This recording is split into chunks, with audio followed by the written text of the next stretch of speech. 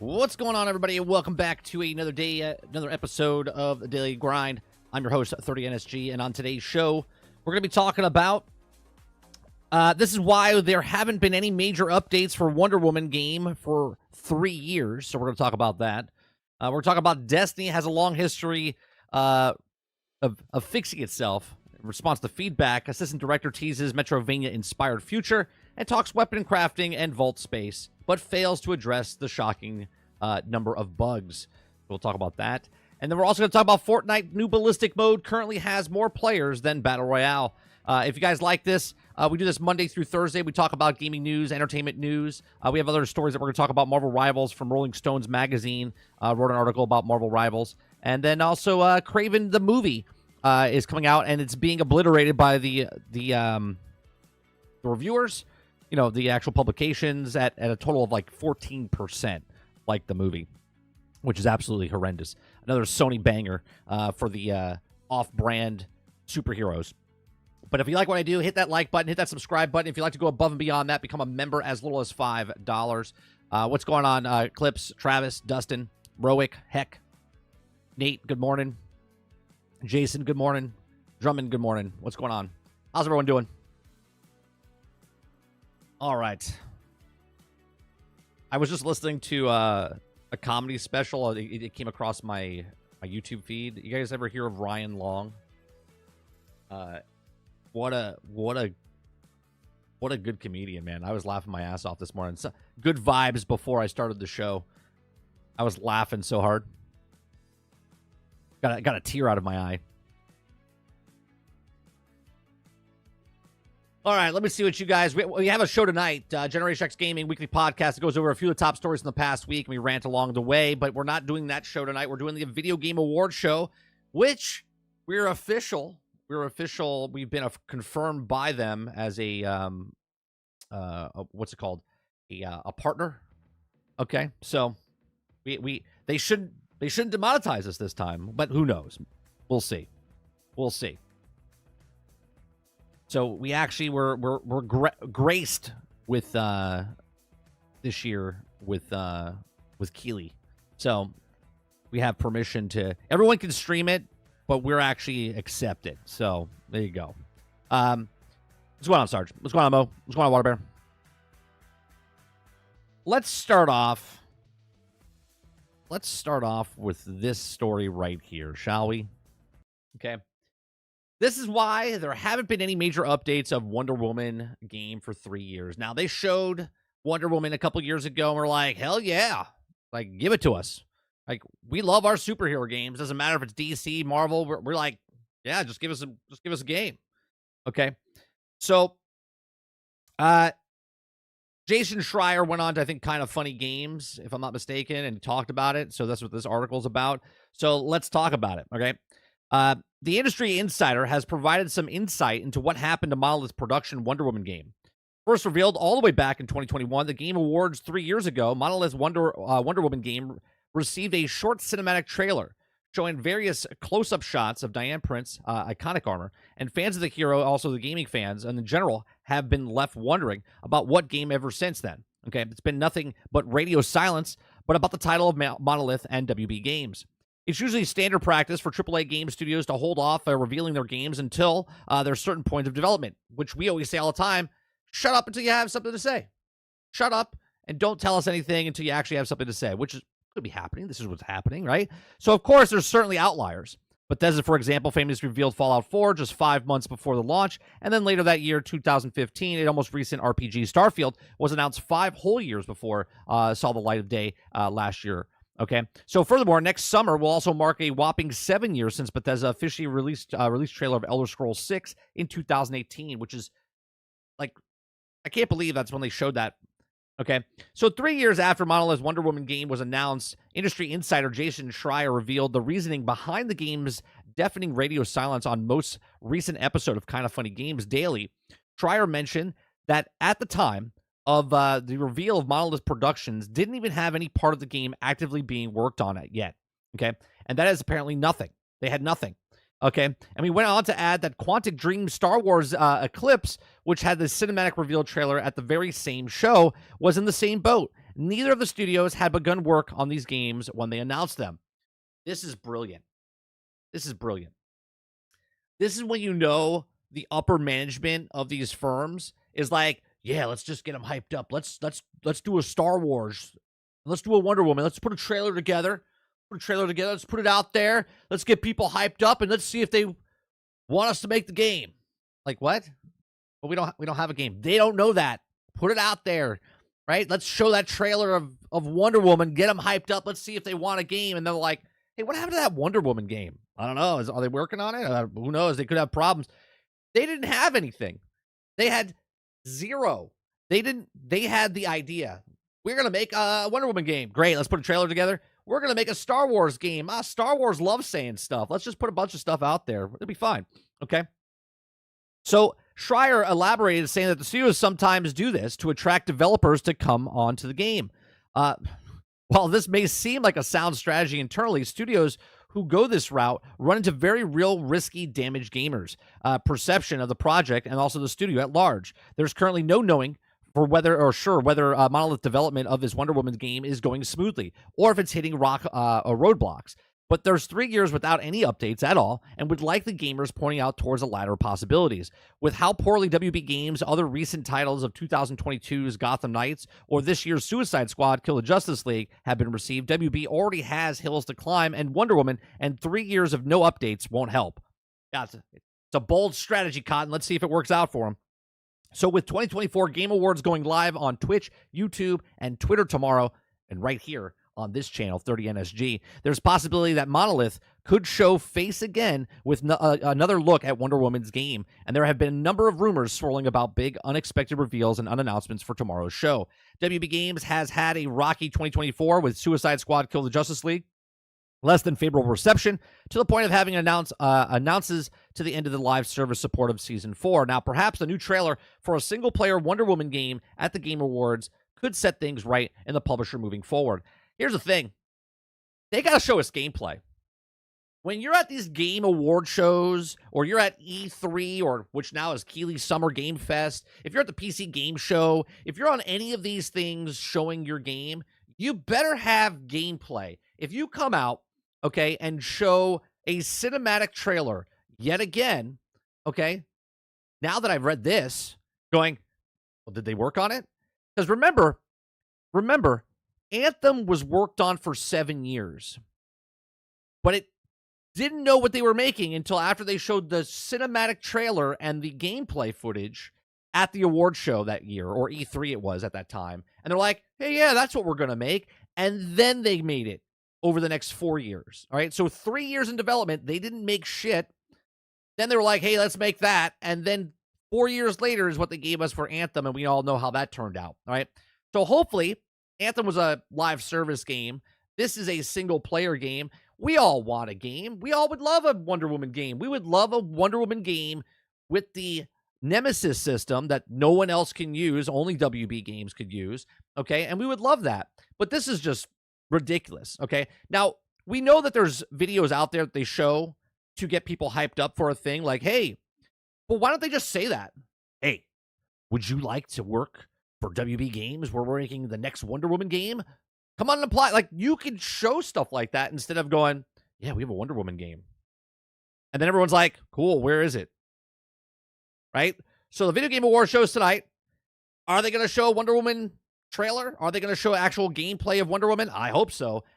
Look, we only want gameplay. But these are just my thoughts. Let me know yours in the comment section down below. What do you think? Do you think that Wonder Woman, now that it's been 3 years in the making, obviously you need 3 to 5 years to make a game. Maybe it's close. Maybe it's not close. Let me know what you think in the comment section down below. Let me know what you think in the live chat. Please make sure you share, like, subscribe, and if you like what I do here, check out some of the other videos. Thanks for watching. Like, I love the fact that they didn't have anything. They're like, yeah, we're making this. What we're gonna make, but nothing. There's no actual game. What's going on first? What's going on, Haley?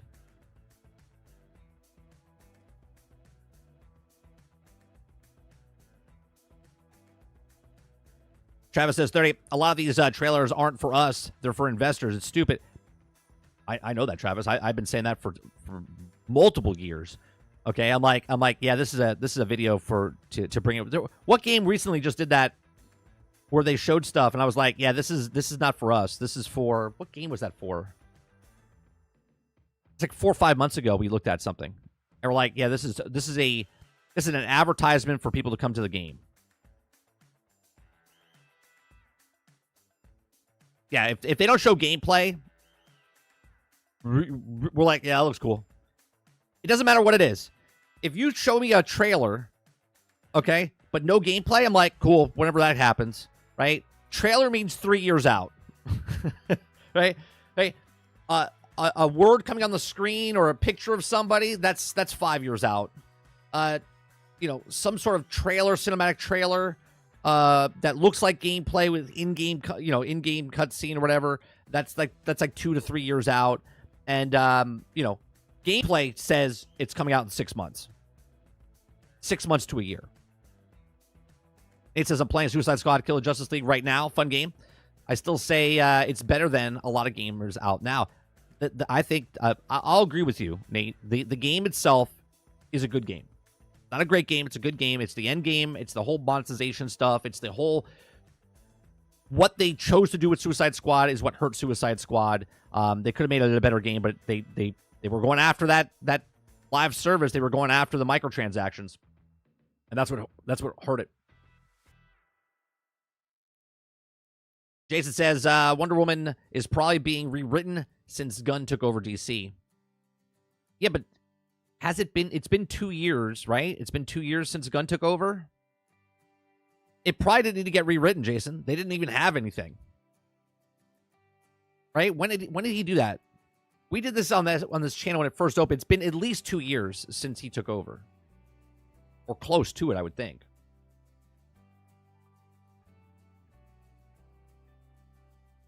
Krebsy says, 0 chance they show it, in my opinion. Well, even if they mention it, Krebsy, they better show gameplay.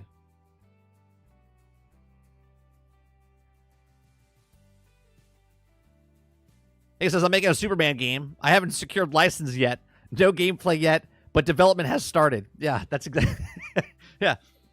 I've made a G.I. Joe game. I don't know if you know this, Hilly. I've made a G.I. Joe game. It's up here.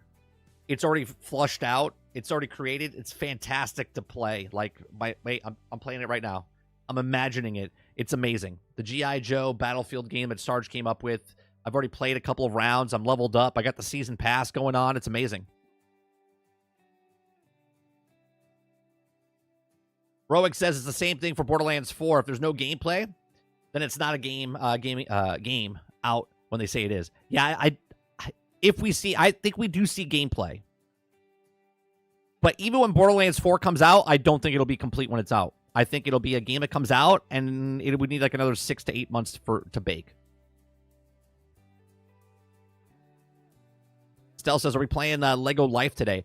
I might check it out after I get off stream. But I'm not going to be playing it on stream, and tonight we have the Video Game Award show. Roic says Suicide Squad Kill the Justice League officially over. No new content for it. Nah, it's not officially over. See, they're just stop supporting it. Roic, I said this yesterday in my stream. There's no difference on what Suicide Squad's doing and what Warhammer 40K or Space Marines 2 is doing. Okay? You pay for the game up front, and you have to wait 1 year for all the content to come out. Same exact business model. The difference is one is a live service game and one isn't a live service game. Okay? So, yes, they've done supporting Suicide Squad Kill the Justice League, but they basically just finished the game. Game should have stayed in the pipeline for another year, finished the game, and put it all out at once. It should have been a single-player game, co-op game with your friends, and not a live service game.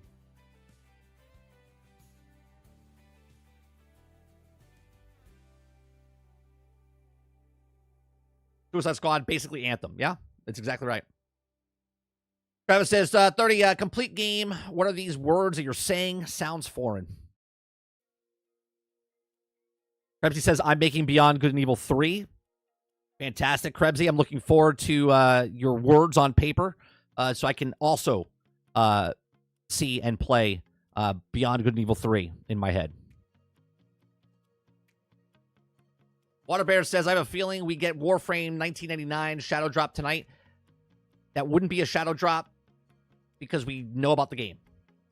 I mean, I guess you're saying the release of the game. I get it. Which reminds me, I said we were going to look at that today. We will near the end of the show. Water Bear says, speaking of Space Marines 2, I heard a new content update is badass. Need to play it. There was a leak that says, Datamine says that Space Marines 2 has it up to Season 9. So, I guess that's like 2 years of content, which is good. If all content is free, right?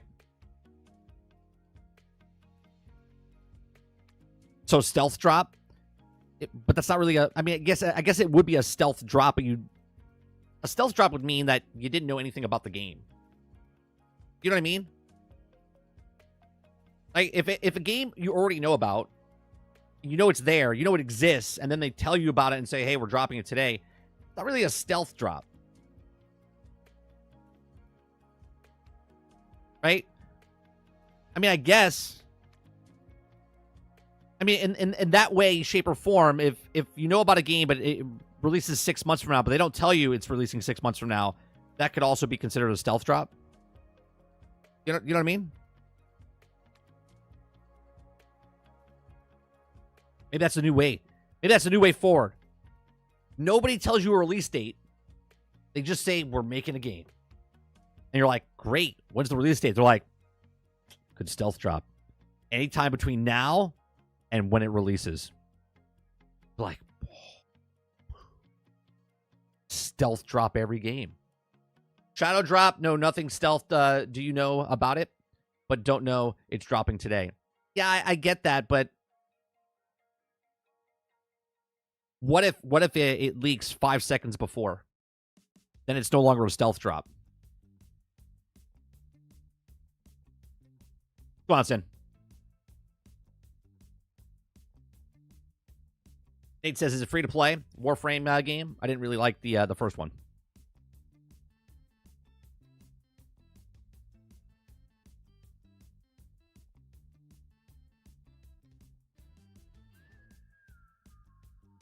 Stealth drop is just, you know nothing, and yet it just pops out. Well, I think Mo's saying a stealth drop or stealth release, stealth drop.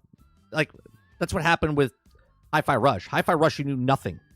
That's a stealth drop. You knew nothing about the game, and you knew nothing of when it was releasing, and they dropped it.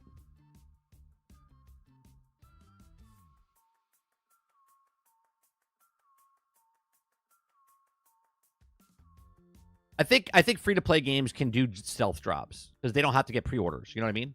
So if it's a free-to-play game, 100% they could do that.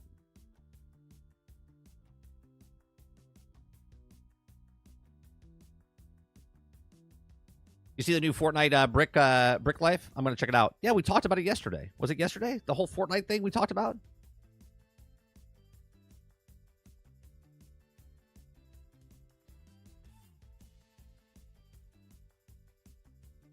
The God of War DLC from last year was stealth drop. Yes, Jason. You knew nothing of it. No one knew about it. And then all of a sudden they just popped it out. We already know about Warframe 1999.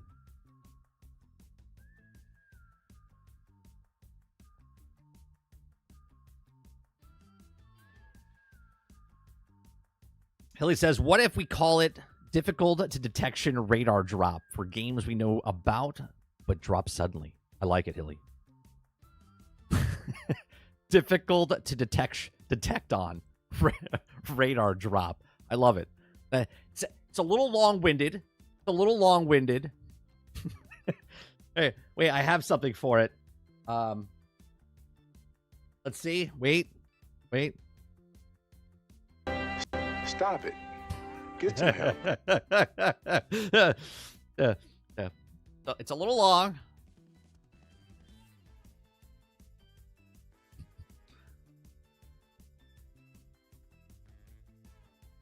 Well, we'll have to take it up the ladder, and we'll talk about we'll shrink it down. We'll call it the DDRD. How about that? We'll use the abbreviation of it. The DDRD. People will be like, "What the hell is he talking about?" I mean, come on, everyone knows Everybody knows it's a difficult to detect radar drop. Come on. The current standard. Everybody knows about this.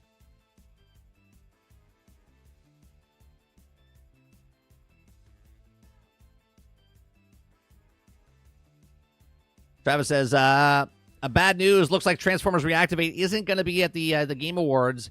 When asked for reason, they said Mike wants it, so no.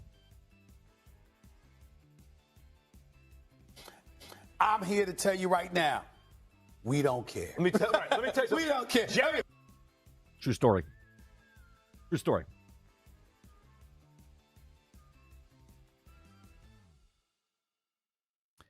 Yeah, the DDRD. That's it.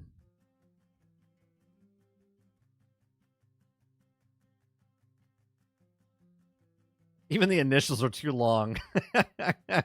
Yeah, I never bought a strategy guide. The only strategy guide I think Sarge ever picked up. Hold on, let me see if I can remember this. What game was it? I want to say it was Skyrim. I think it was Skyrim. Or was it Skyrim, Sarge? I remember you bought one strategy guide. Jason says strategy guides. What year is this?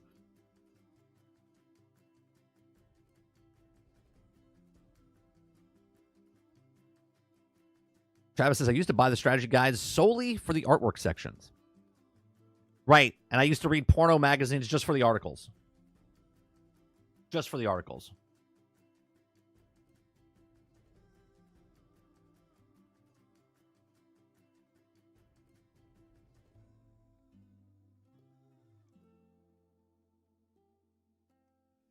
The last one I bought was the hardcover New Vegas guide.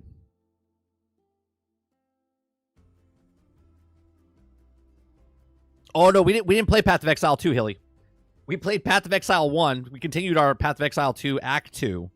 And then they had maintenance. And then we left that game and went to go play Battlefield 1. But we were playing on the cloud, and then it started fucking up for me.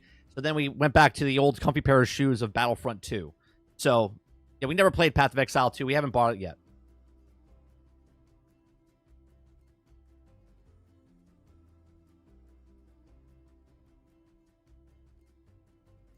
I hated when it came with posters, Jason, because they always had the creases. And then you had to smooth out the crease, and you would have to take a towel to put it on top of it, and then you would take a steamer. You could put a steamer and iron it out to get the crease out. I hate when they fold posters. The bane of my existence.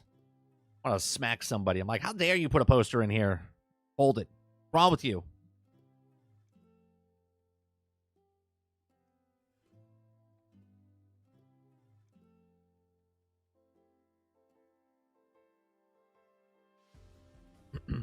The last strategy guide, Kylo says, the last strategy guide I bought was for GTA 4. Still have that thing in mint condition. It's still in the cellophane. It's still, like, wrapped up nicely. You know, I see those every once in a while, like, when I go to these things called bookstores. I don't know if you guys have these where by you. There's an actual thing where books are. Not a library, an actual bookstore. Not many exist today, but they have actually a small section. It used to be a large section, but now it's like 5 books. It's like a World of Warcraft book. It might be like a Zelda book. It might be, you know, they're like the hardcover, you know, art, like as you were saying, like the art pages and stuff like that. They're like really, I always want to buy them, but I'm like, what the fuck am I going to do with it? Well, I'm going to take it off their shelf. I'll be like, hey, this is a really nice book. I'm going to open it up, go through it once, and then put it on my shelf. So I just go to the bookstore.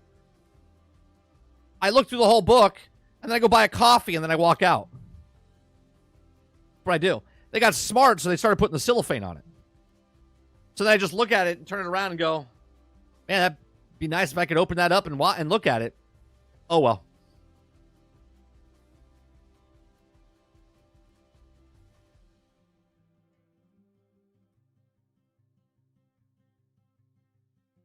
The second most played game last year was GTA 4.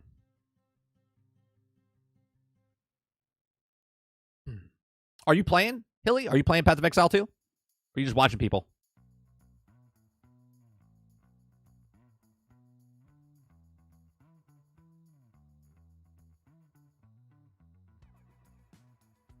Altern says, so what's more useful, a strategy guide or a cooking book based on the game? Probably a cooking book. Yeah, probably a cooking book.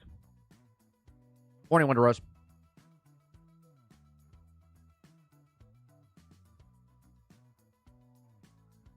You're playing? Cool. Yeah, because I can make the stuff. Well, let's be honest. I'm not making this shit inside of a cookbook. I will buy that cookbook and go, this is a good cookbook. Hand it over to my wife, and my wife will cook it.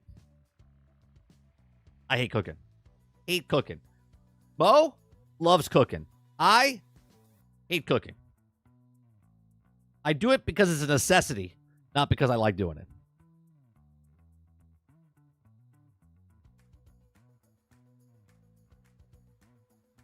It's one of the main reasons, Travis, that I married my girl, because she's a good cook. She makes good food.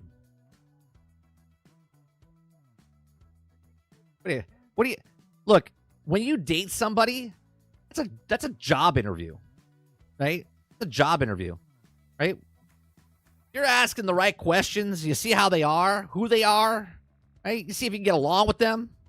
See the opposite, right? I hate cooking. She likes cooking. She hates, doing manual labor stuff. I love doing manual labor stuff. You know what I mean? Like, this is a job application.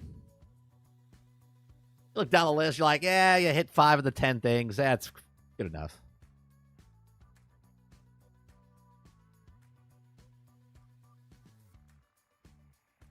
It's good enough. I would hate dating now. Forget about it. I feel sorry for anybody. My apologies to anyone out there that has to go out into this dating world today. Forget about it. You gotta have a screening process ahead of time. Gotta sign a contract. You gotta. It's crazy.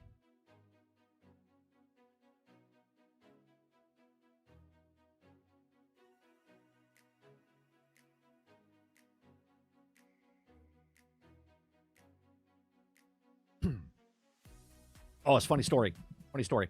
The other day, the breakfast place I go to all the time. I gave gift cards out, right, to like Starbucks or whatever.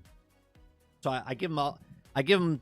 So like one day I go and I gave to the 3 of the staff that was there, and then the next time I went, I gave to the other 3 that I see, and the second day I came in, I gave them the cards and said, here's your thing. The one girl's like, oh my God.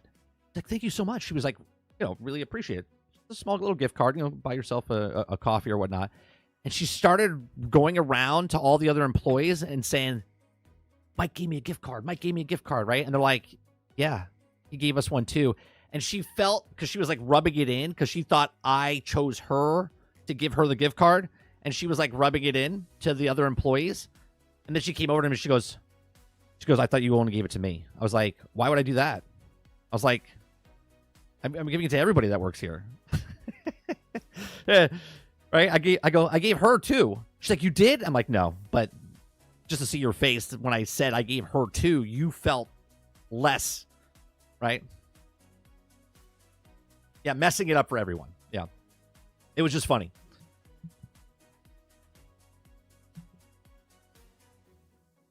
One girl was like, I'm going to go through this like today. She's like, I go to Starbucks every single day. I'm like, you go to Starbucks every single day? She's like, yeah. I'm like, so wait, you work so you could pay for your addiction. Now, I thought about that for a second, and I was like, well, I play video games.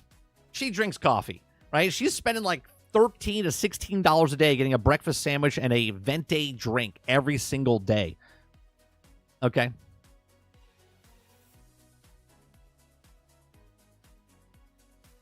Travis says, I mean, what do you do? I just said it. I get it, Travis. But the difference is that she's literally working and then just burning it to another company, as far as, like, at least shift it over to something else. Like, you work at a cafe, pour yourself a coffee. Do you know what I mean? Like, make yourself a coffee.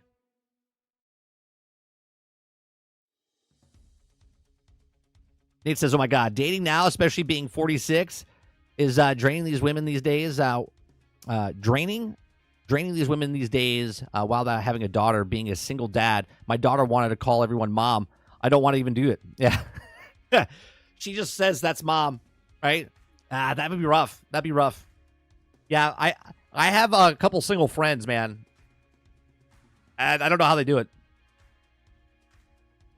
Me and my wife talk about it all the time. If anything happens to us, I said, if I'm ever single again, I was like, I'm staying single. I was like, I will never go back and try to find somebody else. I was like, I love my wife wholeheartedly, right? She is the love of my life. And I do not want to do that again. I would never do it again. The next person is not getting my full life, my full heart. No way. Hot meat kettle.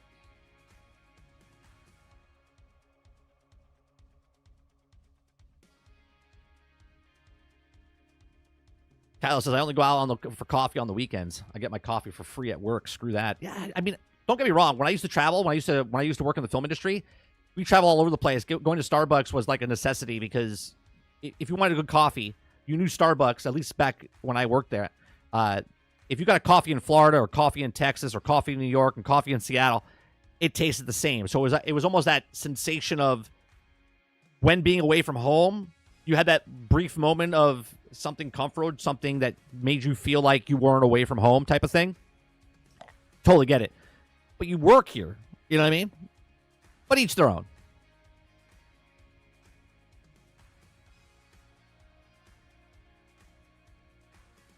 Sarge says, what's dating? I like my investments and enjoy my time. Sarge is single. He's a bachelor.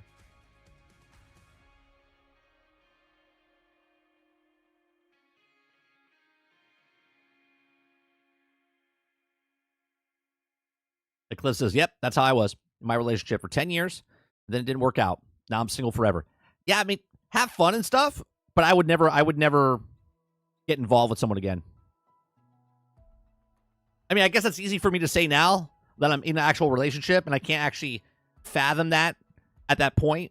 But I feel that if something ever happened or if I was single again, that I would never, ever do it again. You know what I mean? Travis says, I'm still impressed you have a heart. I was promised gamers don't have those. I was lied to. Roadkill says, just buy a robot and take care of all your needs. I'm looking forward to the future.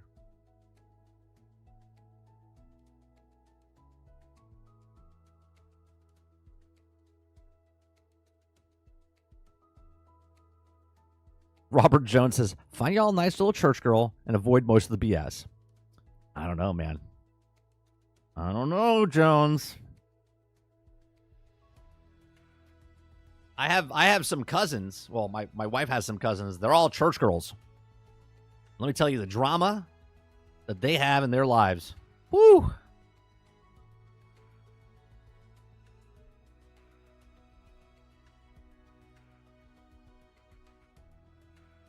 Mo says 21 years. If it happened, would never do it again.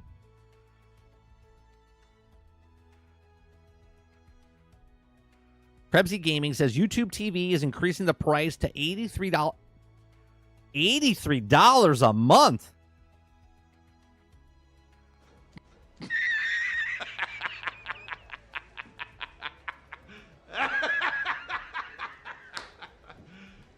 You serious?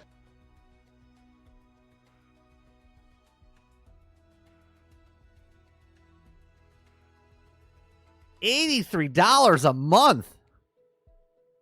What in the fuck are they smoking over here at YouTube?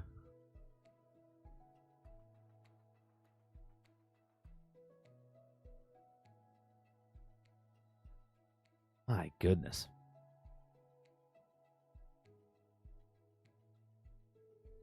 Well, YouTube Premium is going up, isn't it? It's going up to like 16, 18, whatever the fuck it is.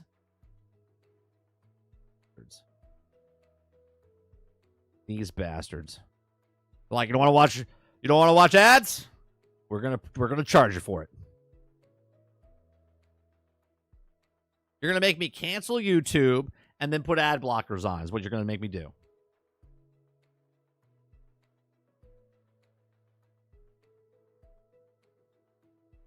Roadkill says, you guys all say that after 2 years being alone in the box, you'll be crying for the first girl. No one said we're going celibacy here, Roadkill. No one's saying you're not going to have interaction with the opposite sex or same sex. We're just saying we're not going to commit to marriage. That's all we're saying.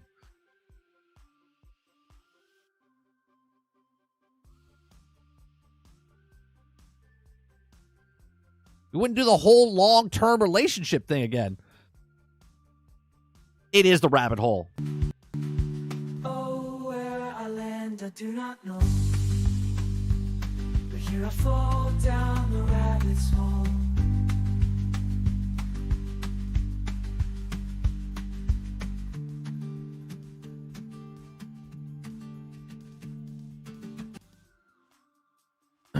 $83 a month, you can get a Paramount, Netflix, Amazon Prime, Peacock, and probably a couple more. Can you get that many? They're all going up in price. I know that.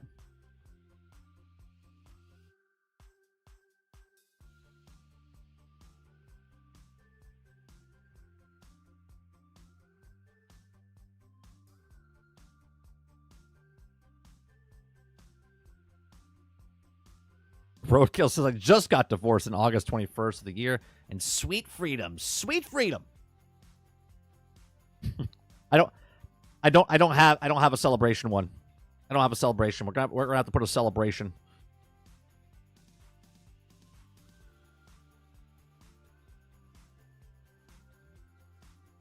YouTube TV is like Sling. I don't have YouTube TV. I have YouTube Premium. I just don't. I watch YouTube videos. I watch original content from. I watch people like myself as my main source of entertainment now. I watch people making shit, blowing glass, making wallets, going on adventures, going on a trip, talking bullshit. That's what I watch.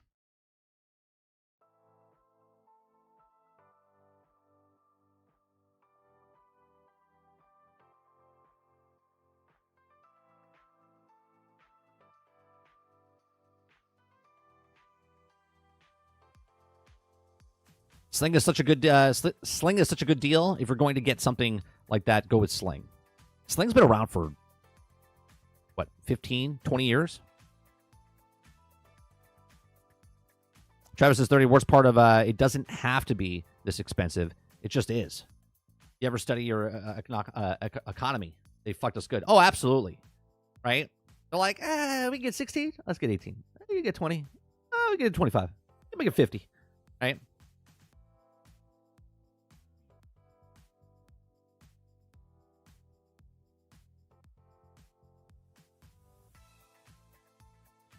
Roadkill says you got to put in a little cartoon picture of you 30 falling down the rabbit hole. Nah, Alice is fine. Alice is fine. Are you volunteering, Roadkill? Are you gonna make me a cartoon of me? Take your time to make a cartoon of me to submit it for free as a donation as a fan of the channel? Because if not, we're sticking with Alice. I don't have time to go put my face frame by frame on an Alice character, and I don't want to learn AI to type it in to make my face on Alice. So, exactly right, Jones. Marriage is only a trap because you're all bad interviewers, right? That's what I said. Job. It's a job interview, right? I interviewed my wife for years. Okay, I looked at the ins and outs, habits, pros and cons.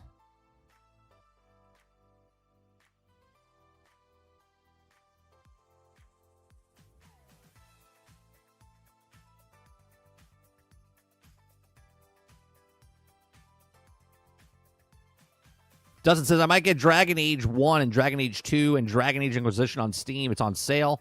And Kingdom of Amalur. That's the one from, what's it called? Isn't that the one for Kurt Schilling company that made that game? Kingdom? Is that one?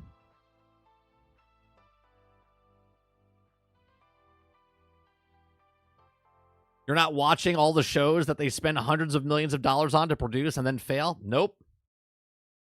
I'm watching the guys who watch those shows, and then I'm entertained by them tearing them apart because they're bad shows. Yes, that's what I'm watching. Jason says, Dustin, play your damn backlog. Dustin buys, realistically, I want to say 3 to 5 games a day. Right, Dustin? 3 to 5 games? 20 games a week.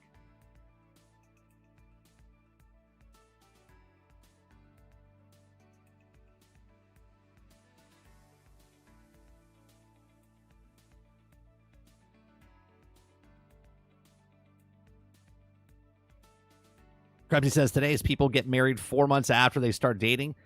Get up success, set up for success there. Yeah? No, I knew a person, Krebsy. You'll never guess how it ended. I knew someone that met that person that day, got married within 24 hours. They were together for 15 years. But then they then one died.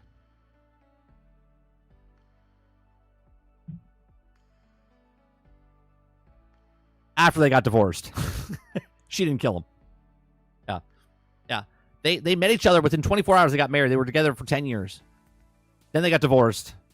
Then he got he had a heart attack, something like that.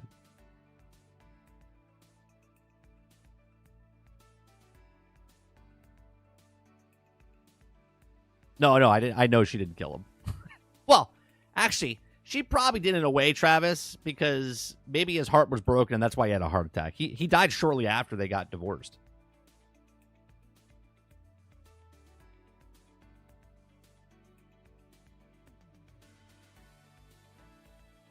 Most guys, if a guy dies before the spouse will live on for like 10, 15, 20 years or longer. If a girl dies, if the woman dies before the man's most of the time dies within the 5 years. 5 to 10 years, I think it is. Like, they don't make it very long. Unless they find somebody else.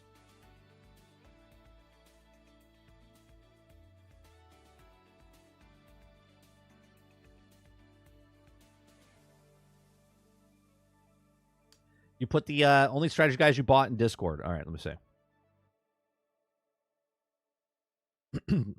Okay, he bought Final Fantasy, got Final Fantasy 12. Okay. Sarge bought Final Fantasy, Fallout. Well, I'll bring it up.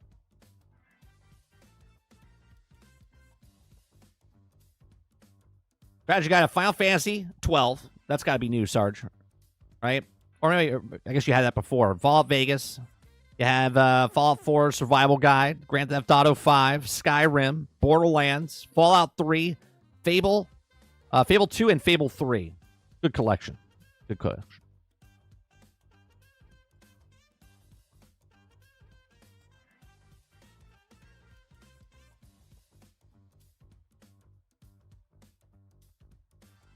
Well, this is not a gaming channel. This is an entertainment channel.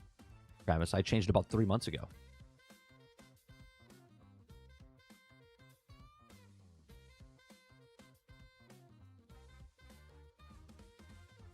Mo says, I met my wife on AOL Talk.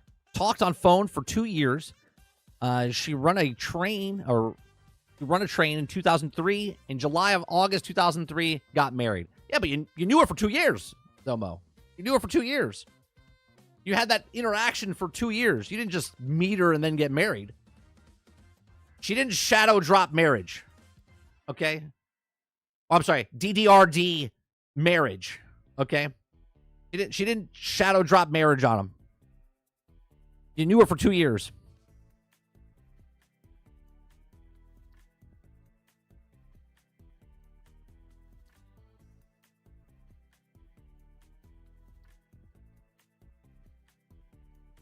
Did I really, though? What? Did I really, though? You would have to ask that question to yourself. Like, did I really know her? I mean, hold on a second. Now, we're going down. Oh, where I land, I do not know. But Here I fall down the rabbit's hole.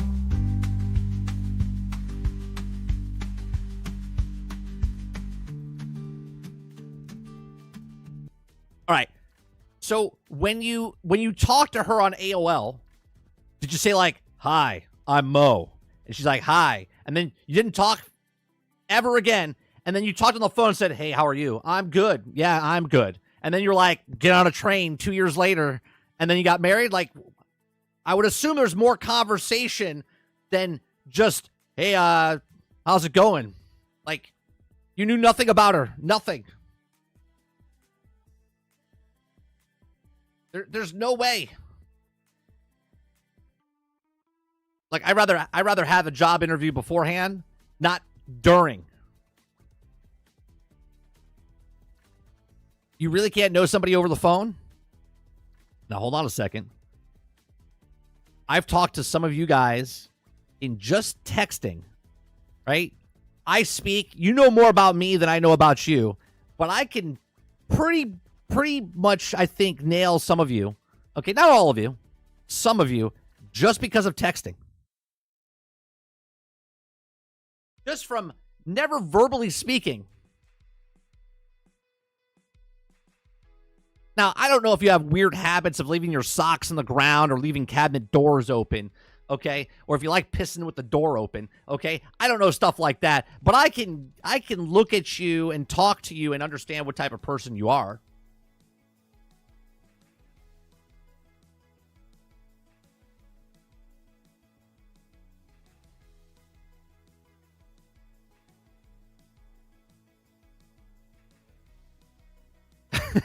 Hey, well, Travis, speaking back in AOL times, that was dial-up and stuff, right? So we're talking a long time ago, in a galaxy far, far away, where typing and then sending a message would take. Your conversations would be 45 minutes, and all you said was, "Hey, how are you?" "I'm good. How are you?" And that was 45 minutes of AOL.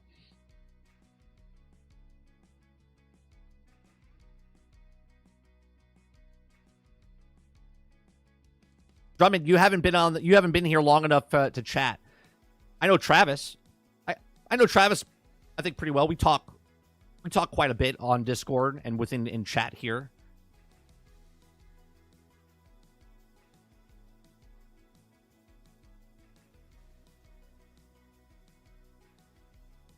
Those were the dark times, according to Obi-Wan. I've never met Travis in person. But I'll tell you what, Travis does have. I think Travis has this persona online, but then when you talk to him outside of this and just like in chat, like when I talked to him the one time in we were playing the first Ascended during the beta, hearing his voice, it almost like humanized him. You know what I'm saying? Right? I think Travis is actually a really nice guy. I think he can say what he wants to say because he just chats, right, and texts, and you can say whatever you want during a text. I think a lot of people are misunderstood through texts and through just typing. Absolutely, Water.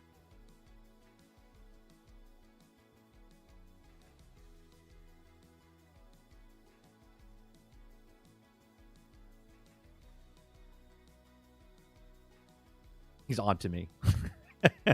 Yeah.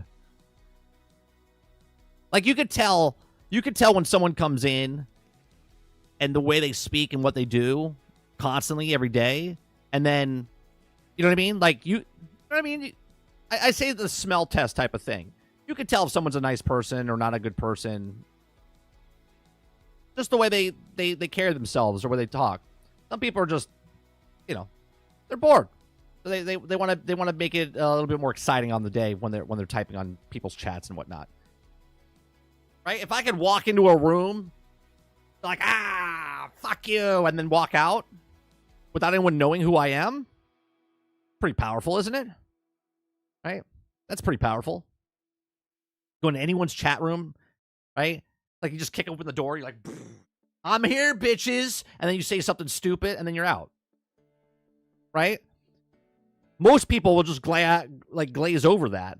But there's some people that whatever you said, they're like, for the rest of their day, they're like, "Guy, the chat today. He made fun of me, right? Like there's people that will carry that with them.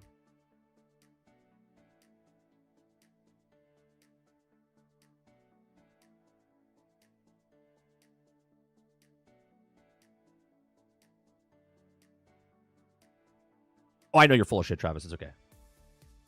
I know that you know that I know. That you know that I know. And it's just a thing.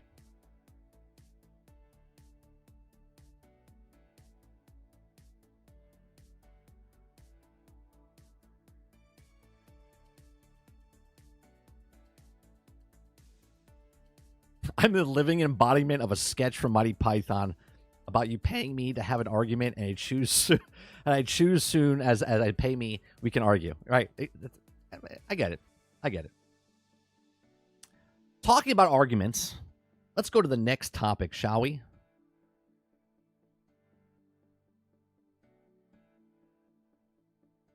Roadkill says, "Who am I, 30?" Let me see if I can. Let me see if I can reach in through the monitor. Hold on. Let me get back into the. Let me see. I'm touching you through the camera, Roadkill. Hold on. You're the guy. Okay. You're the guy that doesn't believe anything you say when you say something about a game. You just say it just to get reactions out of people. You like your PlayStation, right? You like a clean house. You're not a messy guy. Okay. And you just like to rough the edges a little bit, right? You like to get in, say your shit, and then leave, and you don't really care if what they think. That's who I think you are. That's who I think you are, Roadkill.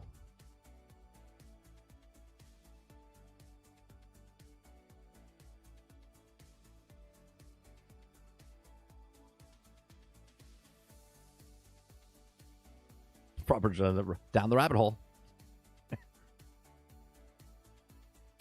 Who's next? Yeah. I'll guess your weight too.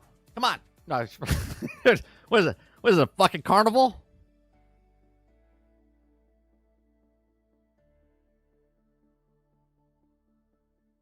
He says, at least with 30, it's actually a debate or argument and not just a contradiction. Well, I don't like to debate. We just have conversation. Jones like, do me.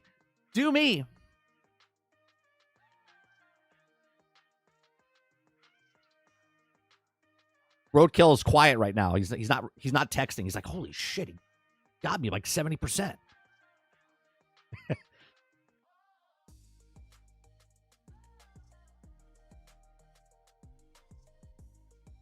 How does he know I have a PlayStation and I like to keep my house clean?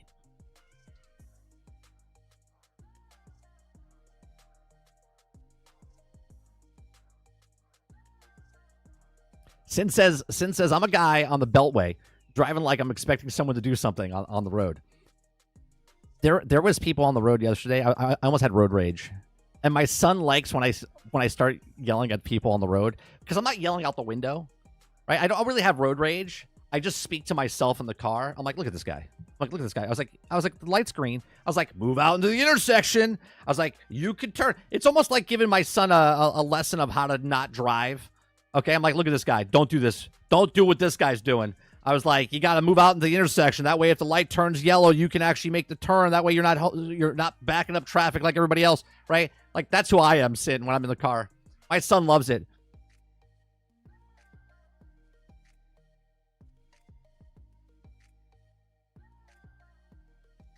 Travis says, your family here as such as a jackass to each other. You know, Fuller wets the bed. No, Fuller wets the bed. That's a joke from something, but jackass to each other, and you know, Fuller wets the bed.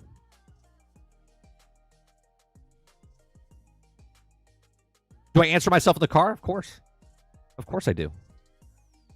Meant to say expecting someone to do something stupid on the road.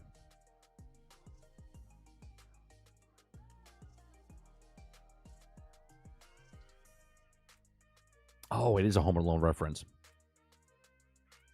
30 is Zoltar. Z says, I hate Florida drivers. They will not go out into the intersection and get and get 2 through of the yellow on red. Yeah, I hate it, Z. It's like green, light turns green, nobody moves.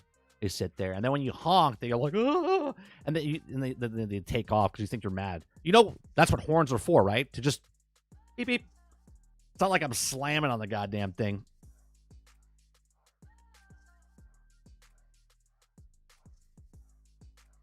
Roadkill says, wow, you got it on the button. See? It's because I touched the camera. The camera's in HD. Much clearer. Much clearer. Roadkill says I'm a very clean person. That's amazing. I'm very big on keeping everything clean.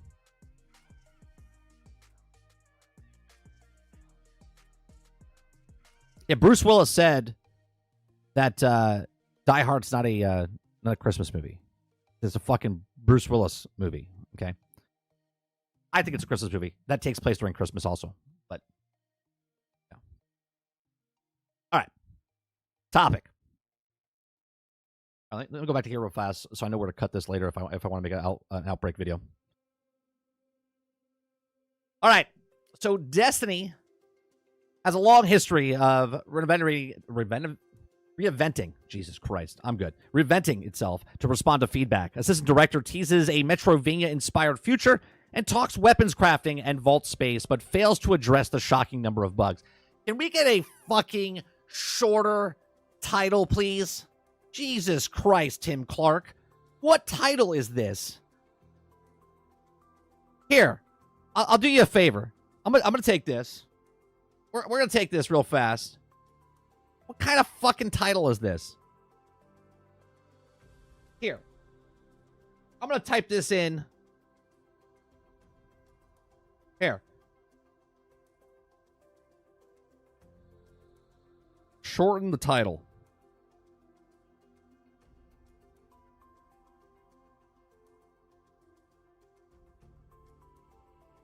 Destiny renovation of Metrovania tease, weapon crafting, and vault space and bug woes. Amazing. Amazing. Like, use ChatGPT or something. Jesus Christ, that's the worst. It's the longest goddamn title. Okay? Anyway. So for Destiny 2, the afterglow flowing of the final shape last summer's saga capping expansion is long faded, and those players who have stuck around like me, or not like me, okay, for the next phase, have now a shopping list of complaints about the episodic format has followed. Okay, an excerpt about how buggy the game is and becoming the wake of the mess layoffs conducted by Bungie in July. In that atmosphere, it's important to strike the right balance between contrition over mistakes of the optimist necessary of convince players that the good times are coming again. In today, end of the year's commute from the assistant director, Robbie Stevens, he largely gets the tone right, acknowledging that since the final shape, some changes also have well received by the community, and while others have had a rocky start. Now, Stevens cites the removal of weapon crafting as a particular pain point. The decision to cut crafting from seasonal all-release weapons, or seasonal released weapons, was sold as a way to make each loot drop more exciting, rather than just grinding out the patterns necessary before you could also create the perfect god roll. However, this may shock you, but many people have not been delighted at going back to relying on an RNG, particularly when Stevens acknowledges that the new toxic system, tonic, not toxic, it is toxic though, tonic system designed to mitigate the RNG and the buggy ones interact with. Now, here's the thing. If you guys watched me way back, on a podcast that I used to do called the Rageous Roundtable. Okay. Now, I was the guy that talked about Destiny realistically while everybody else was just in love with it, right? I call it the stripper ex-girlfriend. I said that it needed ways to create and make the weapons. Everybody else was like, no, I don't want that. I just want the guns, right? From the very start, all the way back in 2015, 2016, I said, hey, this game needs where you need to make guns. Now, they've added a system in the game, okay? Over the years, they added, like, I forget what the thing was called, where you get the recipe type of things, then you can see what role you wanted. It's never done the right way, okay? Then they added an actual game mechanic in the game where you could create your weapons. I haven't played it, so I don't know that system. But obviously, it's not done right because they don't know what they're doing. Okay, they wanted the RNG because they wanted you to keep coming back and keep coming back. But when you do something 20,000 times over 20 hours or 20 days or 20 months, you don't get the role that you want. It's just idiotic. Okay, so it says the way that tonics work is that you use the materials to mix potions, which once glugged, you give your character an increased chance of looting a particular item for a set amount of time. In theory, it lets you target farm for the weapon. In theory, I love it. In theory, it lets you for looting particular items for a set amount of time. Okay, regardless of which of the game's many activities you're playing. In practice, some found themselves locked out of creating tonics entirely. Others simply couldn't be bothered to manage the timers, and eventually it discovered certain tonics weren't even rewarding the right items. Well, bravo. That's amazing. Okay. At that recent Waitgate controversy, in which the community uncovered a problem in the way loot RNG works, i.e. much less randomly than it should. It seemed that the date all the way back to 2018. I bet you it went back farther than that. A little wonder of players that also became increasingly frustrated or mistrustful about the game's fundamental systems. Tonics were meant to provide a loot agency in lieu of crafting and give you a fresh way to chase gear, said Stevens. But we know that we missed the mark on the tonic timers and also not guaranteeing a weapon from the active tonic. So we're in the process of developing changes to make tonics last longer and give better payouts on top of the series of bug fixes planned for December 17th. Now, that's all and good, but we all still have convinced that the tonics as a concept extending their timers doesn't feel like enough of a rethink. No, because the tonics are put there to fundamentally the timers there are to make you play the game longer. Instead of just letting me play the game and go, you know what, I have this much of XP or whatever, I'm going to change the gun and just go, I want my stats to go up in this thing. I want my stats to go up in that thing. They're like, no, you're not allowed. You're not allowed to make a god roll. You got to do it you can make a god roll, but you got to do it in the most convoluted way possible. Okay? So, exotic class items and let players simply toggle the item and what they wish to target. Yeah, imagine that. I feel much more positive about the mention of the Heretical Arsenal, which is also Steve describes as a new tier of seasonal weapon, which also will launch as a part of the next episode currently scheduled for the 4th of February. More details on the weapons as they approach. But also rest assured that it's also be clear that they also get to hit your inventory that's worth inspecting, said Stevens. He says, my hope is that we might be an entirely new tier of weapon. Oh, Jesus. No. Don't do this, right? You guys are going to eat this shit up. They're like, oh, they put Mythic. They put Mythic in the game, and we're going to go play 100 hours to get that Mythic roll and then never get the roll that I want. Okay? My hope is that they might be an entirely new tier of weapon rarity, which is also, frankly, the game has also needed for years. I love something like Mythic, uniques found in Diablo. But if I had to guess, it'd be more likely to be similar to Shiny, weapons that drop from the original versions of Onslaught. Okay? The vaulting ambition. More gear means more pressure for the Guardian storage vaults, but Stevens also hinted to help coming out of that front. We're entirely stages of planning long-term changes to relieve the vault pressure. The vault pressure has been there since day fucking one of Destiny 1 in 2014. What are we talking about? You're never going to fix this because it's your fundamental way of making where the gear comes from and how the gear works. Okay, wraps up the summer, right? What happened to sunsetting? We had to get rid of everything, right? We had to get rid of everything. Just not enough space. Okay. The working title for the first of those expansions of Apollo, and Stevens confirmed that it will feature a brand new planetary destination, which also already content completed. We're focused on polishing a non-linear campaign and a Metrovania gameplay experience, developing finer details of the world and fleshing out the numerous quests that you'll discover during the journey through the new frontier. The core gameplay or game portal, activities, modifiers, and the next generation gear that will be Destiny's new backbone are coming online. The Metrovania concept is the most interesting thing here, as it points out the potentially very different way to explore the game's universe. Yeah, because they don't want to make content. They're like, yeah, here's the Metrovania thing. Just keep doing the same thing over and over. Thanks for playing. However, if you want the amounts of it, it's time gating by another name, i.e., sorry, you can't get through that door this week because come back next week, upgrade. I suspect an outcry of Reddit will be heard from Venus. Well, we'll see how that works out for you guys. Okay. It says, speaking to the playtesting Apollo content, Stevens revealed that multiple community summits are in the works, and the Bungie is also hiring a number of gameplay specialists. Specialists. Ooh, they're bringing out the big guns. You mean QA testers. Okay. And activities on the front. Let's also hope that QA department is being staffed back up. I've played Destiny 2 for 10 years and many thousands of hours, and I've never known to be this buggy.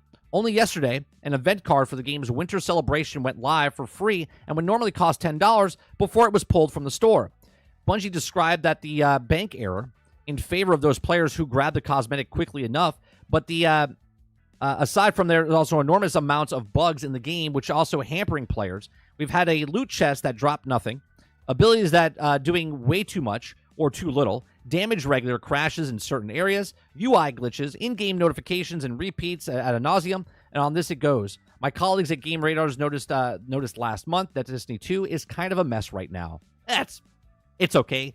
It's in early access, right? Oh, no, it's been out for 10 years. It's fine. Don't worry about it. At this point, in the blog, does Stevens engage directly with the community-wide sentiment that is something really needs to be done to stabilize the game? But I have to hope that he's being made substantial priority. Again, it's hard to not look back at those layoffs at most likely a culprit of the overall downturn in the reliability. Reliability. I mean, developing your game is a bit like building a plane while you're still flying it. Well, no, it's very simple. You don't have to release the next content if it's not working, right? Regardless if the game's already out, it's a live service game, you don't have to release your next update or patch or whatever until you are done with it. Why? Why do these companies keep releasing stuff? And how is a game that's been out for 10 years more buggy now than it was 10 years ago? Okay? You have to look at management. You have to look at management. You have to look at the people that you're on your staff. If you're giving deadlines and they don't hit those deadlines, then you have to hire the right people that can hit these things or give actual things to hit. Okay? If they're having problems with the game, stability, and other things in the back end, and yet they're still trying to fix other things, and don't forget it, the microtransaction store with the Eververse will always be good. It'll always work perfectly because that is the income that's coming in. Okay? Everything else is just a storefront, okay, per se, for the stuff that's happening in the back, okay? So, like, it's a laundromat, okay, but there's a card game going in the back, okay? The card game is the Eververse store, and the front is the actual game itself. That's how this game's been the entire time. But these are just my thoughts. Let me know yours in the comments section down below. Please make sure you share, like, subscribe. If you like what I do here, check out some of our other videos. Thanks for watching.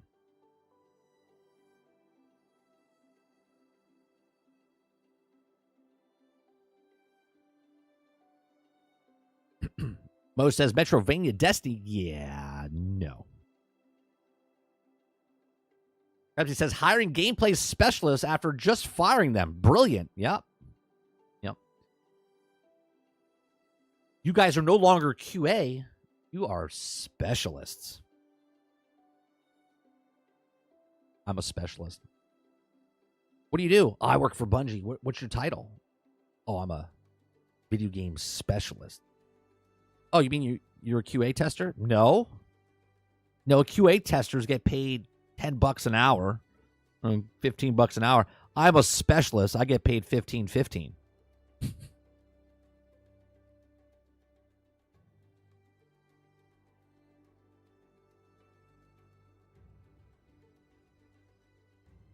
Gravity says, who would have thought less QA testers leads to more bugs? Let's be honest. It doesn't really matter about the bugs.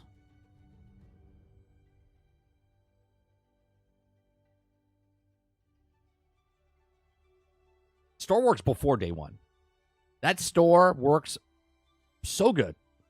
And all the cosmetics work so good.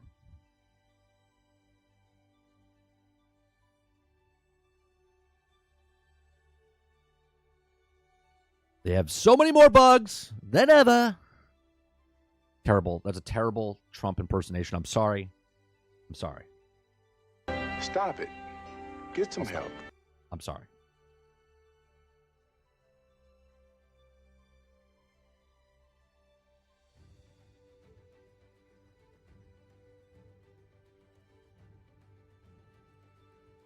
Why would they drop last gen? The game looks the same.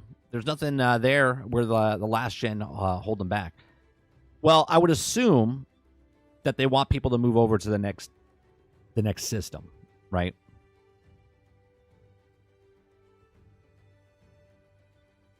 Buying the cosmetics will allow us to fix the bugs more quickly and fund the QA team we just fired. That's it, Krebsy. That's it. Right? That's the smart way, right? They're like, well, if you buy more cosmetics, then maybe we can just fix the game for you.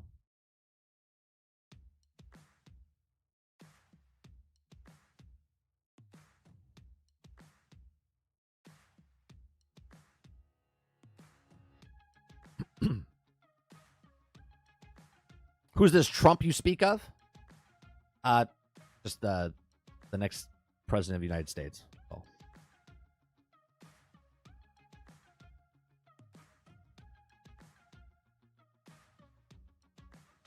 Looks like I missed the Bungie news. 3-sentence summary.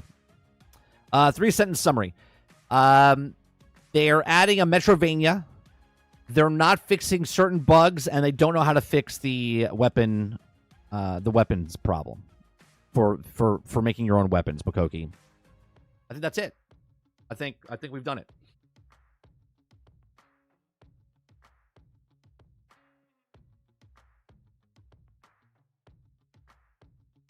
See, Argus, you saying that? I can picture him saying it. I can picture him saying it. I can't say it.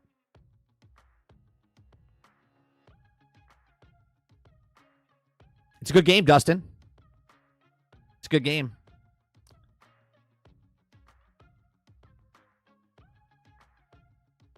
Read the title. That's true. I closed it down, but the title was ginormous. Yeah, here's the summary. Let me bring it back up for you. It's good.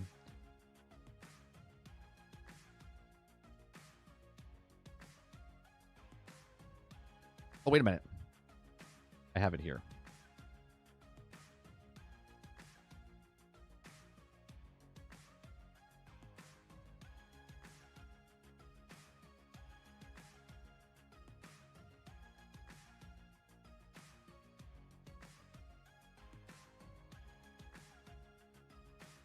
Here's what the title says, Makoki.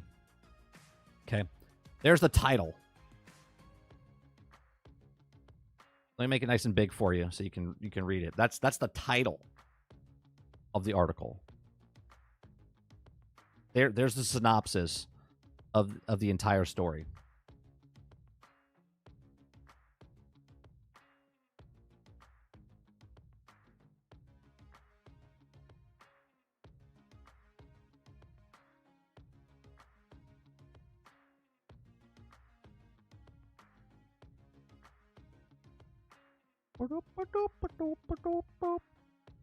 All right, next one.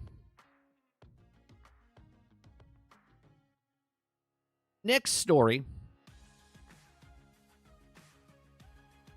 Fortnite new ballistic mode currently has more players than Battle Royale. You guys like what I do here? We do this Monday through Thursday from 10 o'clock in the morning until noon Eastern. We just cover news stories, have conversations, give you my thoughts and opinions, and move on with our day. Okay.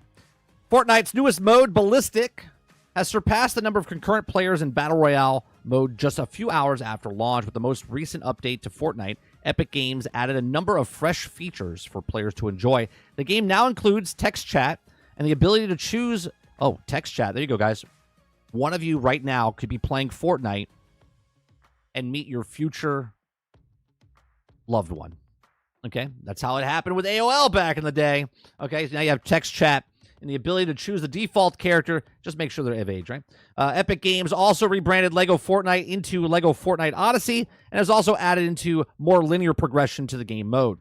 Ballistic is a new team-based 5v5 tactical shooter mode with Fortnite, and the mode was also launched just one day before Fortnite added its new Brick Life mode, which came out today. A social experience within the LEGO Fortnite Festival is also celebrating its first anniversary this month by allowing fans to play all the jam tracks for free. While Fortnite is regularly updating throughout the year, December seems to be a particularly important month, as Epic Games also released LEGO Fortnite, Fortnite Festival, and Rocket Racing in December of 2023. It's already been a year. Jesus. Okay. As of writing this, Fortnite's newest mode, Ballistic, has surpassed the concurrent players of its popular Battle Royale mode. Ballistic is currently sitting at 259.7k concurrent players, which points to be a very successful launch. Fans of the social media have been generally positive about the first-person gameplay, which made note to current lack of content. They believe an early access mode shows a lot of promise. Ballistic represents a new chapter of Fortnite, as in how it's something to offer players looking for experience similar to Counter-Strike or Valorant. Fortnite is continuing to grow as both the game and a platform. According to the recent rumor, it's possible that Fortnite is also working on an extraction shooter. Here's what's really interesting. We're gonna continue on more, but what's really interesting about Fortnite is that they can literally just come up with other people's game modes, just literally just steal it, just like a, just like a Pal World from Pokemon or Marvel Rivals from Overwatch, right? Or as the Battle Royale from PUBG. They could just take stuff because the platform is so big, because it's so many players, right? They have specialists playing their game all the time, right? That they don't have to pay to test out the game. They can just literally drop it in, put early access on it, test it out. Almost 300,000 people are playing the goddamn thing, and they get all the data they need and go, well, people like it. Do we keep it? Do we put another thing in there?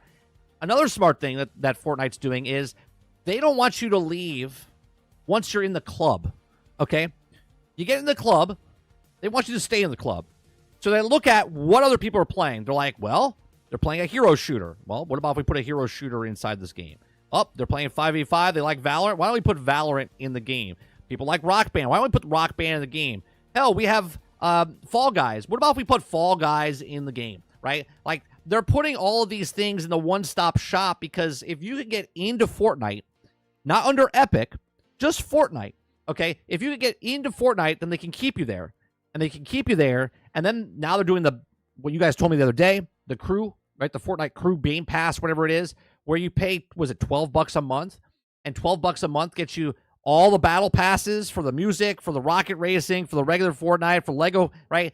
You unlock all of them, and they give you 1,000 V-Bucks on top of that. So you're getting basically you're getting $22 worth of stuff for $12, right? They're giving you that $10 because if they give you that $10 a month, that's $10 a month they're giving you that you stay within the actual ecosystem of Fortnite. It's a genius move, okay? And if they put an extraction shooter in, that's just yet another, as Krebsy's been saying for the last couple weeks, another entry point, but not really an entry point. Another thing of why not to leave Fortnite, okay? Because if I'm playing Battle Royale, and then I'm playing an extraction shooter, and I'm playing a Valorant type thing, and I'm playing Legos, and I can be online in a multiverse type of thing, it's a one-stop shop for all of these things. And remember when NFTs were going on? And everyone was trying to push NFTs where you can move your thing from one game to the next. Well, Fortnite said, F that. Let's sell our NFTs, which is the cosmetics in the store. But let's keep it where you can take that and move it to any other game mode that we have, okay? Just like Minecraft does with them. You can have your skin. You can put it into any game mode that you play. Just like Roadblocks.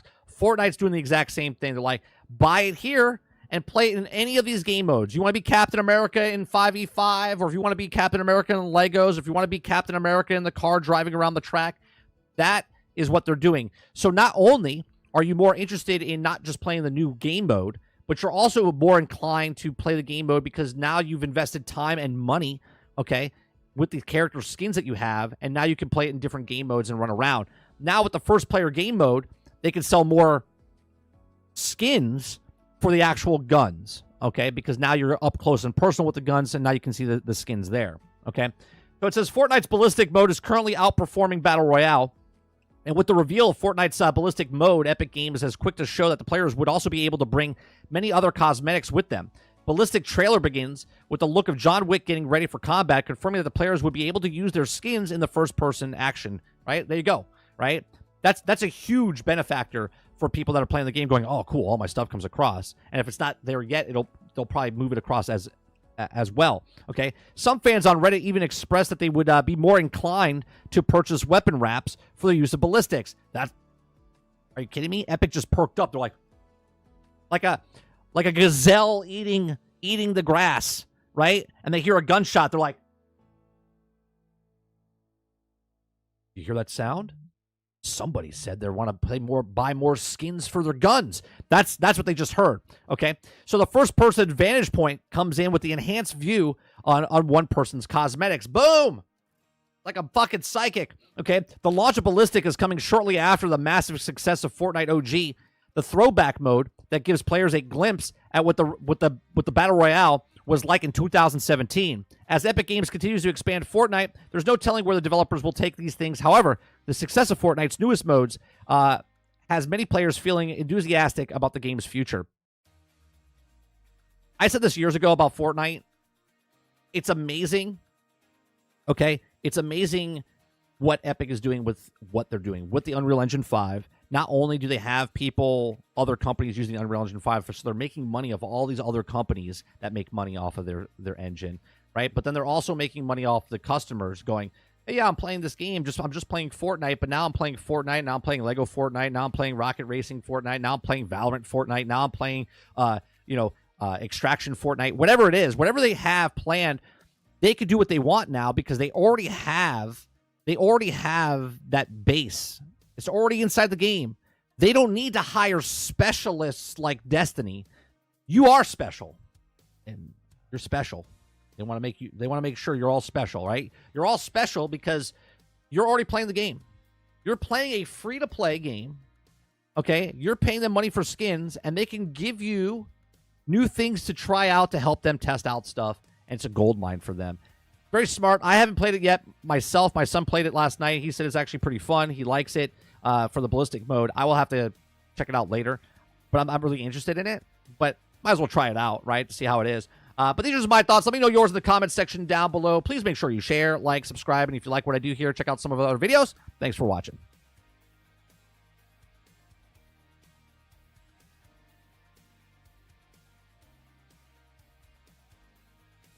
All right, let me see what you guys are saying. That title's insane. Yeah, that title for that last article is ridiculous.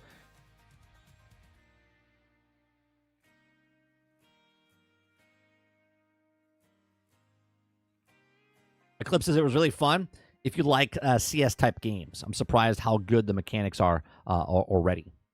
Right, and if there's any problems, it's in early access, right, Eclipse? So it doesn't really matter if it's problems because they'll fix it, right?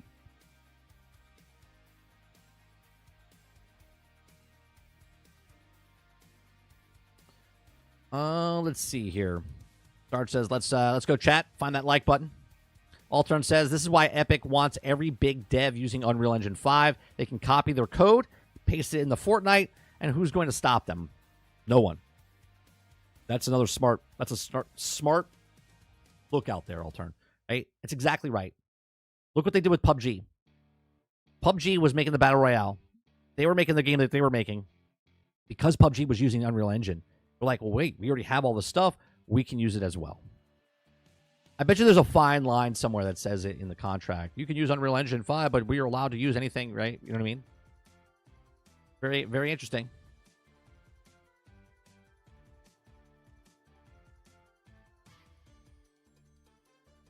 McCook, it says Epic Gazelle. Hilarious. Yeah, that's what it is. They're like, we're just eating really good over here. Bam. What's that? Somebody said they want to pay for more microtransactions. We can charge for skins on a gun now that you can see it. I mean, they literally have shoes, sneakers in the game. What do? Nothing. They're like, we can literally put sneakers in the game now, and instead of the outfit, it's just separate shoes. It's amazing.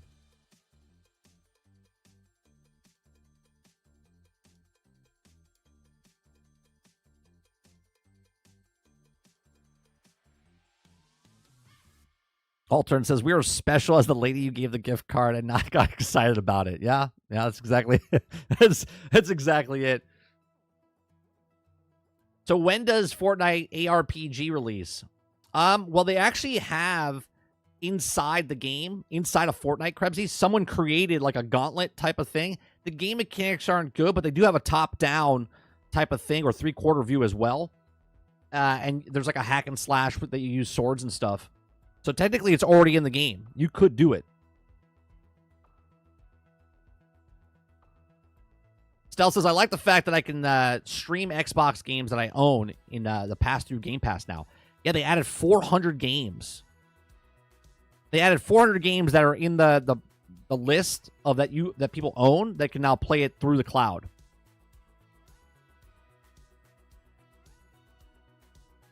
Eclipse says, yeah, it's just like with Blizzard and them having the mods maker and the new Warcraft Reforged. They made sure that no one could make money off of it because of Dota. Right. They make sure they tied that cord off so no one could do it. Roadkill says, problems? There's never problems. Yeah.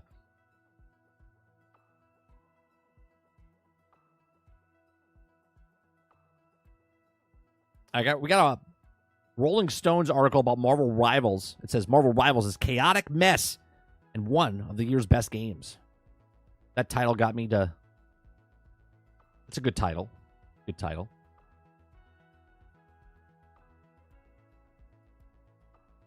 This looks pretty goddamn long. Like, look how long this look at this.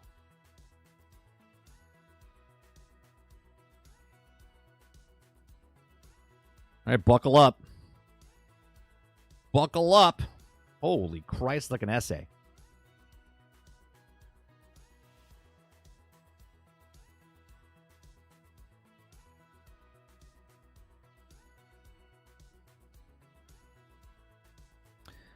All right, Marvel Rivals is a chaotic mess and one of the year's best games. Focusing on complete sensory overload and overpowered heroes, Marvel takes an Overwatch makes shooter fun again.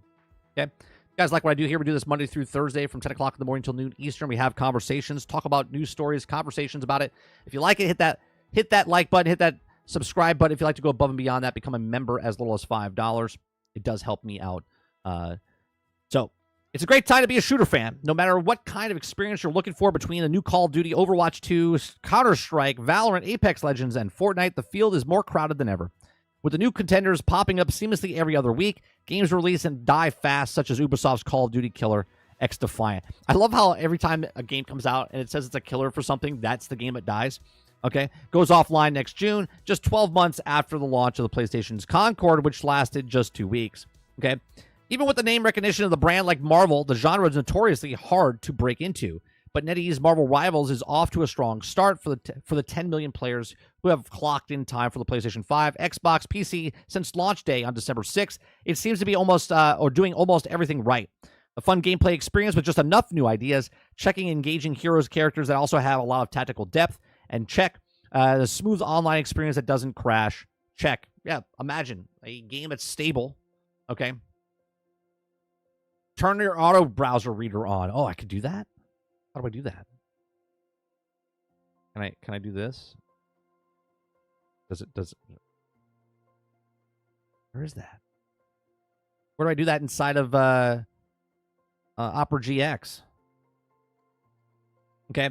It says, while it doesn't offer any genre redefining features or major evolution of Marvel Rivals, step away from the hyper-tuning and balancing-centric design that whistles down the mass appeal. The live service multiplayer games over time to focus delivering incredibly fun, fully featured shooter that is hard to put down. Okay, that's actually pretty good there, right? I think it doesn't need to be Overwatch, right? Because of that, Marvel Rivals has become something of a surprising underdog story despite having a global beloved name tied into it. To see a very similar competition, it shows that you can also make games that also resonate with players that even if you aren't offering them something that they can't even they haven't seen before. Here are great gameplay characters, players' identities with reasonable prices for cosmetics and transactions, and rock solid online experience coming together to create a polished package. I don't know about the reasonable prices. I don't know what the hell you guys are okay paying $25 for a cup of coffee. I don't know what to tell you. Okay, some of the stuff doesn't need to cost $22 for a skin or $18 for a skin. Like can we? You know what? Can we stop calling them microtransactions? Can we start calling them mega transactions or just transactions? Because there's no micro about it in any way, shape, or form.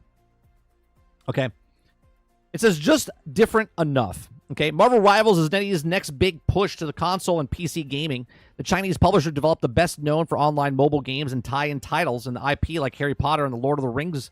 Okay, however, slowly been pushing into more traditional landscape.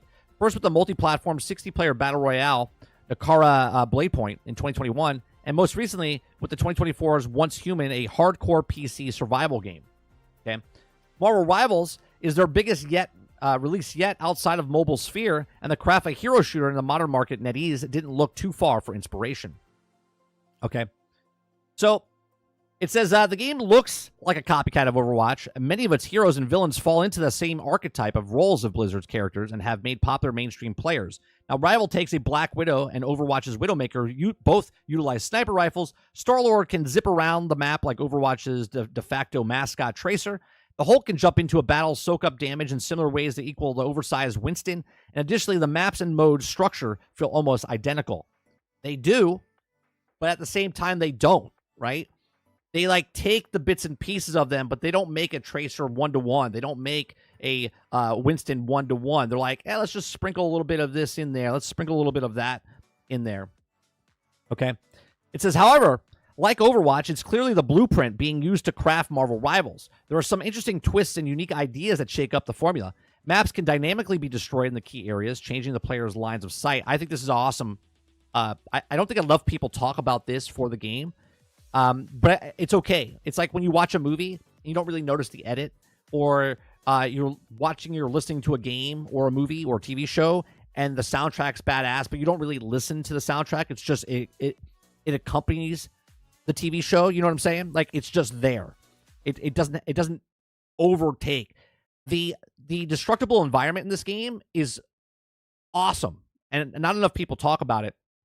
But it changes the landscape of the game and changes the dynamic of the game. And it's really good.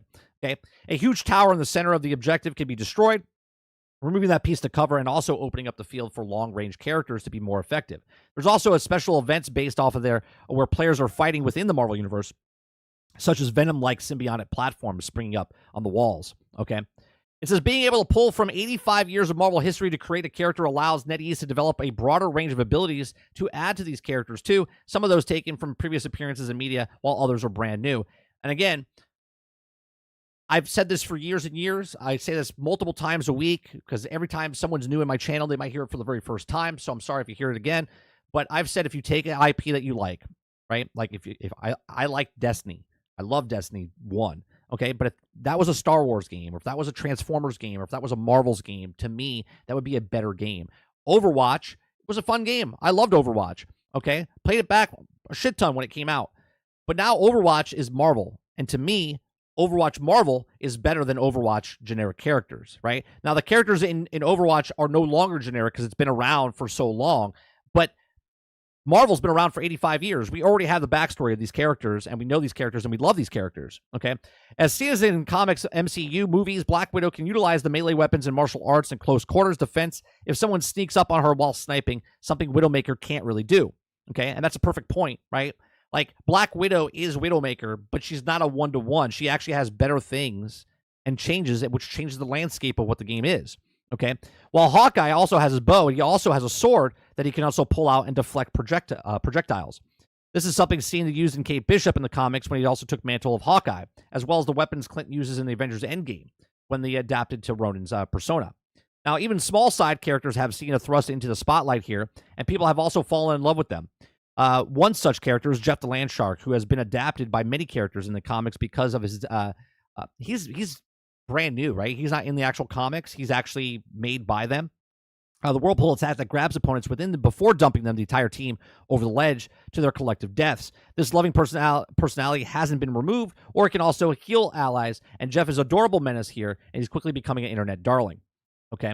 Almost everyone can be used up close at range, and whether they are pushing or the objective or ranking up kills, Marvel Rivals is liberating for a hero shooter with the freedom to play characters multiple ways, making them both fun and accessible in ways that most other ongoing live service shooters quickly lose once the developers being focused on a large meta, balancing the game for optimal ways to compete for high-level player only.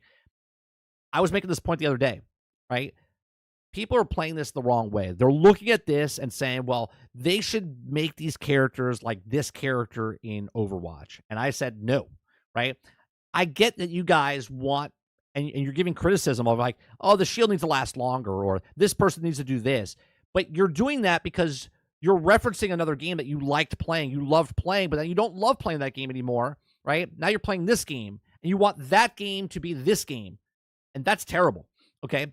Never take this game and make it into this game. Make this game its own, and then borrow stuff from the other things, but don't turn Marvel Rivals into Overwatch. And I said in the very beginning, because there's so many characters in the game, the mix match of these characters makes it different than Overwatch. Because when Overwatch first came out, their player base only had, I think it was like 12 or 15 characters. I forget what it was. It might have been a little bit more. Okay. There wasn't enough differentiate between the two, right? And there was a meta. And there was no, because they didn't design it. They didn't design the rock to the paper and the paper to the scissor and the scissor to the rock, you know what I mean? Type of thing. So they did in this. The team synergies that they do changes the landscape. The landscape of the actual boards changes the landscape, literally. Okay. So, of course, there's a lot of masteries needed to make the most of those characters' abilities and kits, as Marvel Rivals has a low skill floor, but a high skill ceiling. The game encourages finding a character and mastering the abilities of making use of the heroic team-ups. This is a brand new feature and draws upon the kinds of Marvel's crossovers that makes the cinematic money shots in movies like Avengers. Okay. If a certain hero's incorporate, and they also unlock powerful passive buffs or active abilities that can change the flow of the match. This is another big thing why it's not Overwatch, right? These little changes of the team-ups, and it gets stronger with the more people that are in it, okay? So Jeff the Land Shark and Rocket Raccoon can ride on top of Groot's shoulders and gain extra damage reduction, a move pulled directly from the Guardians of the Galaxy movies. Hulk can also pick up Wolverine and throw him to enemies and concept fans, also known as a fastball special from the comics. Some pairings offer passive upgrades for others, like the aforementioned Hulk-Wolverine combo, which also buffs Wolverine's abilities simply by being in the same squad as Hulk. Some are a little more thematic, like Thor can also imbue the lightning energy into Captain America's Storm and electrify both at basic attacks. I said this on Twitter the other day, but no one looks at my Twitter account because I don't really care. But I said, so when you kill Thor, you know, Mjolnir drops on the ground. His hammer drops on the ground. I was like, man, they're missing this opportunity where if Thor's hammer drops on the ground, and I'm talking about if you play Captain America and Thor, not picking up the enemy's hammer, but if Thor and Captain America are on the same team, if Thor dies, he leaves his hammer on the ground. Captain America, maybe he can, I don't know, okay, but should be able to go up to his hammer and pick up the hammer and start using it for a small period of time. That would be amazing, okay? Like he gets this like super buff type of thing. That'd be amazing, okay? So it's really interesting evolution of the hero shooter gameplay that's easy enough to understand the newcomers and adds an extra layer of skill for veteran players. Competitors naturally gravitate towards picking the complementary characters that unlock the abilities because they're affected in the matches. It's simple yet ingenious addition to the overall synergy of the gameplay, and surprisingly something that also hasn't quite seen before, or the genre hasn't seen quite before. Everyone's broken, so no one is broken, right? And that's exactly it. Okay, with 33 characters and half a dozen abilities for each one, the developer of Marvel Rivals could easily have chosen to adopt the hyper-competitive, punitive balancing approach for these heroes, limiting what can be done to them and opposing them. A team could always actually counter the situation instead of choose to make it fun. Okay, so many of the characters have ridiculous damage potential, like Iron Fist's ability to soak up the damage as he punches and kicks opponents to the face repeatedly.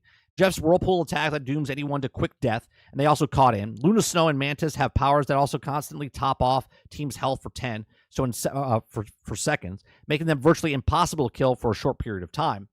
While some of the characters could also use the scaling back in terms of their damage output, Hawkeye, the chaotic nature and unlimited potential of so many overpowered characters thrown together at once makes for more righteous experiences of refreshing ludicrous if everyone is broken, then no one is, right? And this is what I was exactly saying, okay? For everyone that says it's OP, like Iron Fist is just OP, I can destroy him in 3 seconds with one of the other characters if you have the right character, okay? If you have the right... Luna Snow can melt Iron Fist, okay? Melt Iron Fist if done correctly, okay? Punisher can melt him, right? Different people, not everybody, but you have to find the person. So if someone has an Iron Fist on the team, you're like, oh, Iron Fist on the team, I'm going to go grab this person, right? This is the match that happens. You shouldn't just stick to one character unless you're trying to master that character. But last night we were playing Star Wars Battlefront. There was ships in the air. Okay, we switched over and put our missile launchers down on the ground, the ion cannons, so they could shoot down the planes. We adjusted, right? That's what you're supposed to do. So if Iron Fist is the dominant person on the field, what are you going to do? Are you going to keep going to the meat grinder and keep getting killed by him? Or is someone going to change to rock to scissor, or scissor to paper, or paper to rock to counter what he's saying? Okay? That's what it is, right? Robert Jones says, as cool as Epic is, they also do have a shady shit. They stole Among Us game mode. Oh, yeah, they steal all the stuff. That's a whole nother conversation, right? So both of the number of times players also run into the situation facing extremely overpowered effective characters, there's still a good shot at pulling them off in insane play to take them down. Whether you're using Iron Man's ultimate ability to detonate the giant bomb that wipes out the opposing team, or carving a path forward and soaking up the damage via Venom's armor and high health, these moments are power fantasy delight. After some patches, NetEase also hasn't nerfed, scaled back, and any character's kit drastically. It's also encouraging to see them stand by their decisions. Hopefully, hold. You got to hold the dam. If you start swaying and tuning one person, then it wavers the entire structure, right? So already Marvel Rivals community is breeding creativity and experimentation in ways that blown up on social media. Log on to X, or formerly Twitter, or Blue Sky, and there's also dozens of clips of Jeff the Landshark swallowing full teams, allowing Scarlet Witch to prime the giant explosion over the top around clear. Okay, her movement also has a wind-up around 5 seconds, making it incredibly easy to pick off with a shot while it's also readying it. I've killed her so many times where you hear they do that little call-out. They're like, chaos magic, and then you bam, and done, and she's done. Okay, you can silence the battlefield long enough for her to charge up, then spit out everyone in her direction, wiping them all out. See, that's smart. Eat them all up, power up Scarlet, spit them out, launch the thing, done. Okay, that's pretty cool. Okay, Team Bodies and shreds the chaos magic. Okay, another popular combination sees Doctor Strange placing a portal above an enemy team on the objective, and at his spawn point, a player using Iron Man shoots his ultimate bomb attack through the portal, and like a meteor raining down the opponents from above. Oh, that's fucking cool. I have yet to experience that. That sounds awesome. I don't really see a lot of people playing Doctor Strange very much in the things opening the portal and having Iron Man shoot through it and stuff like that. Now that's pretty cool, right? So hero shooters that also learn into competitive side experience, like Overwatch and Rainbow Six Siege, feel like they've also are particularly balanced scaling, changing adapt as more gets added with every update. But for now, the developers of Marvel Rivals understand it's an impossible task to satisfy everyone with ever-ending micro changes. Rather than relying on powerful characters that players also have been dominating with during the months in closed beta testing, for simply releasing even more insane characters into the wild for people to have those power fantasy moments. Marvel Rivals is chaotic, but is also managed effectively through the more and more philosophy, or the more is more philosophy. That philosophy also means that some of more restrictive features in the genre can be omitted entirely. For instance, some games enforce role queues, a mechanic that prevents players from all selecting the same character class. Players instead must wait in line in the desired class if they're duelist, damage focused, or vanguard, tanky or support, or a strategist, a healer, before matchmaking to ensure a balanced team of 6 players across each class. This is a big thing that's happening right now. People want role queue, role queue, role queue. Give me role queue. Okay. And I think that's fine if you make it a game mode. Like if you make a ranked role queue, or if you're doing competitive and you want to put that in there, cool. Okay. But don't do this in quick match. Don't do this in other game modes. Like if you want to make a specific role queue game mode, then by all means, okay, don't do it. Okay. This can also improve balance, but also drastically increase matchmaking times. And this is something that weighs down the games like Overwatch 2. But allowing players to choose any class that they want with no limits, the flexibility of Marvel Rivals means that players can win with almost any lineup. In fact, they can win the match with a lineup of 3 support healers and 3 damage heroes without a single tank. Players can also have 6 damage-dealing heroes and still win. Yeah, last night we didn't have one healer on the team, and we destroyed the other team, okay? Because all you would do is take your DPS, go after their healers, and then everything else was done, okay? Sure, the team might struggle to keeping themselves alive, but that's why there's bed packs everywhere. Okay, the damage output is high enough though that they have good target prioritization, and they can also make short work of everyone. That's right.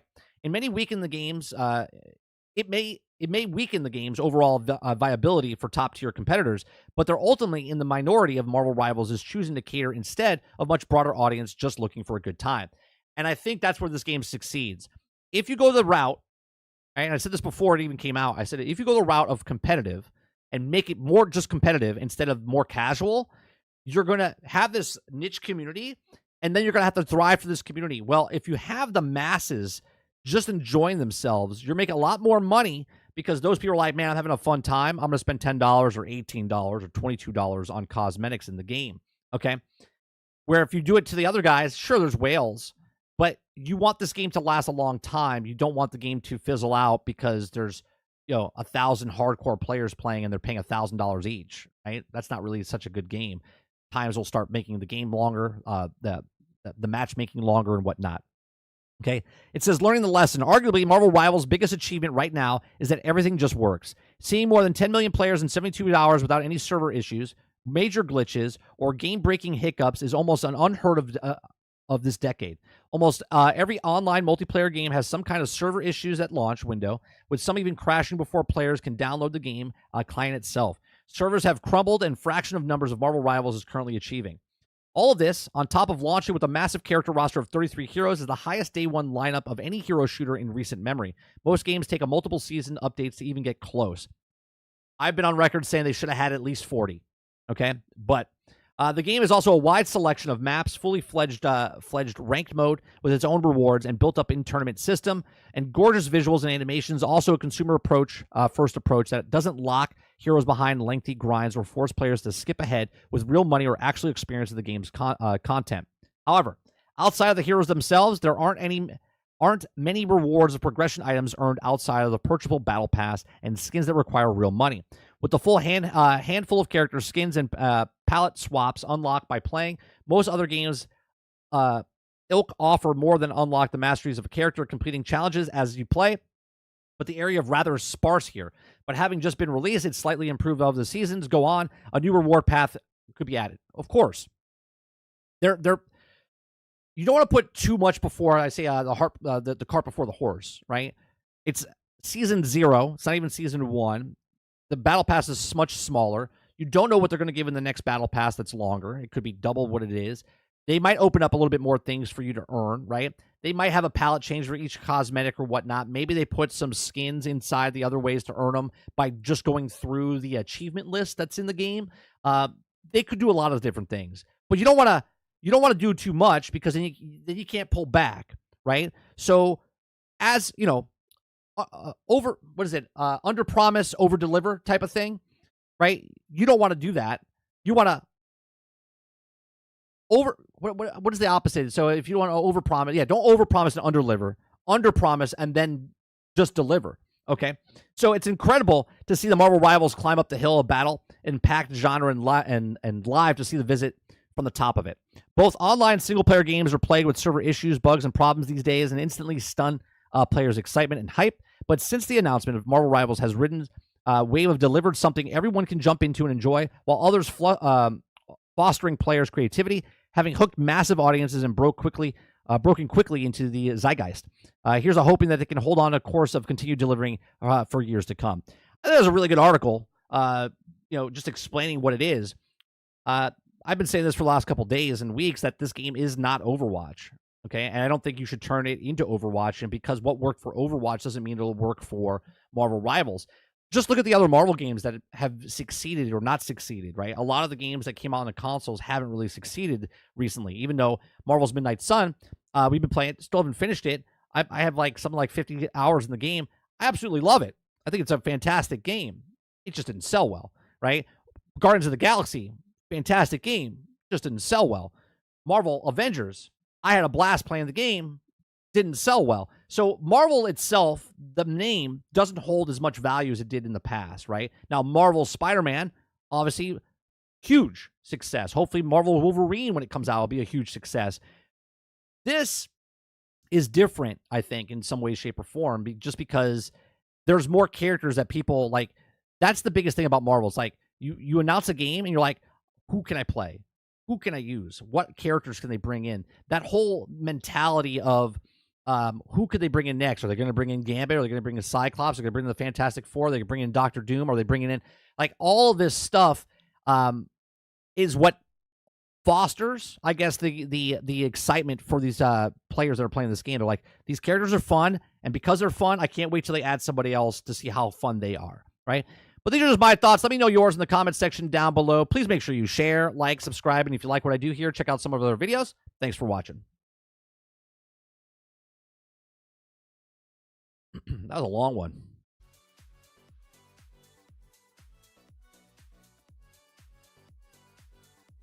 All right. Let me scroll back up to see what you guys are saying. Usually put your cursor somewhere on the highlight a word and then right click. I didn't see it. Copy, highlight, effect. No.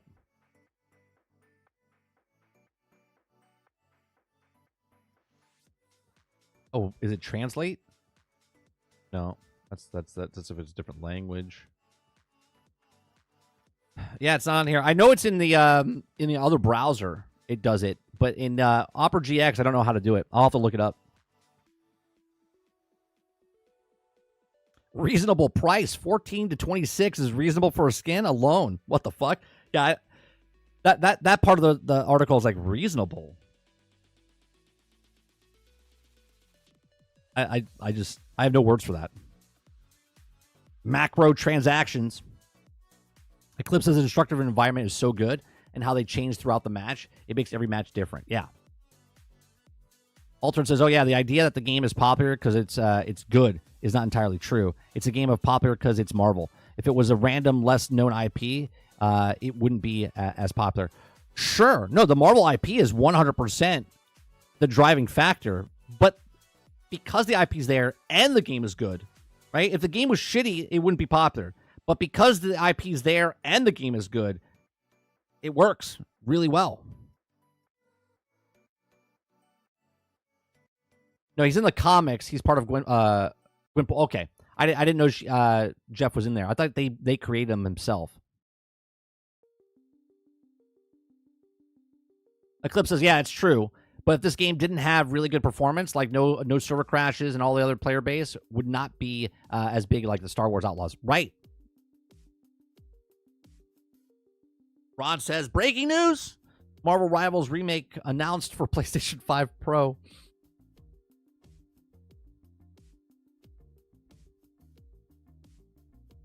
They might do that because every season they wanted to add a different synergies. Right, and I don't think... Here's the thing. Here's another reason I think for characters they're adding Eclipse. I don't think they drip feed them throughout the season. I think they do a lump sum because I think they want to initiate them in the beginning and then let people work throughout the season. I don't want to use like Johnny Storm in week 1 of the new season, and then week 2 they bring in Thing, and then week 3 they bring in... You know what I'm saying? I want the lump sum and then learn them and get to use them.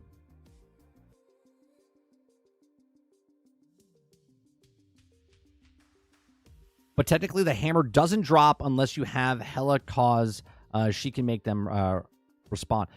Well, every time that I've seen Thor die, I see the hammers sit there that I know of. And I don't know the situation, but I think it'd be really cool. Okay, I think it'd be really cool if Cap could pick up his hammer.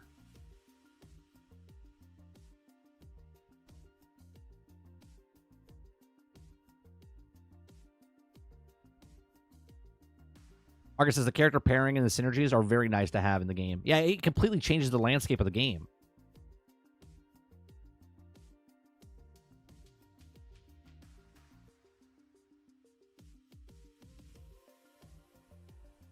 I see Doctor Strange often enough. I haven't really... I mean, I see him. But you always see, like... you always see Hulk. You always see Mantis... You always see Iron Fist. You always see, like, Scarlet Witch. At least the ones I'm playing. Obviously, it's random, right? But...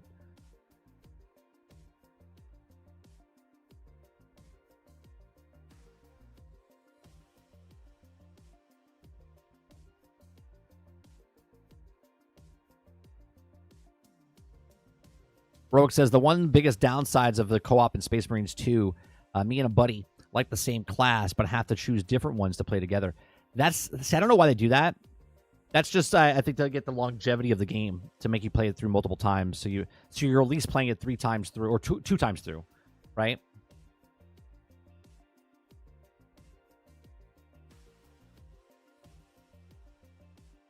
Because says, yeah, most of the people that are competitive don't spend money. I mean, look at the hate. I hate to say it, but Dauntless. Why do you think they changed everything? True.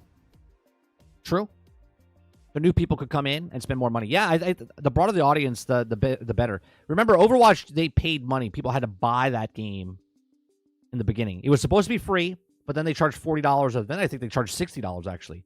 Okay, so they made their money up front. This game's not making the money up front. This game is making the money from its microtransactions.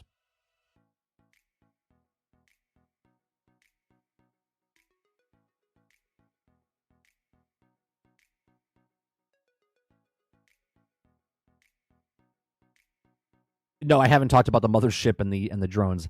I didn't really look into the story.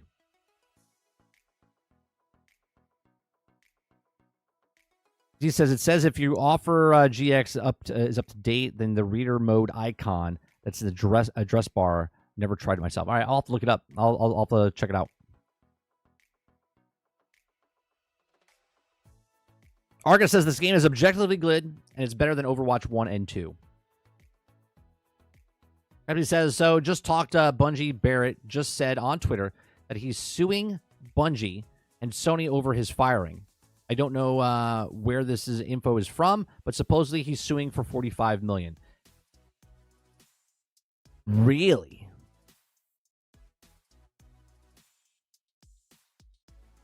Interesting.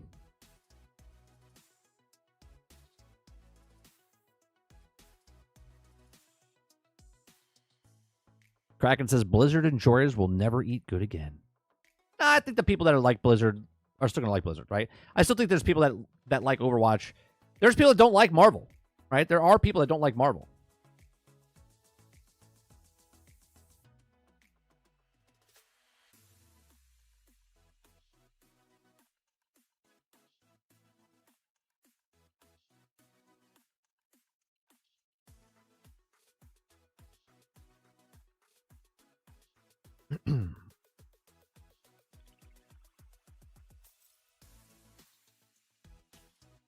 You guys see the new did you guys see the new commercial with Deadpool and Deadpool Kid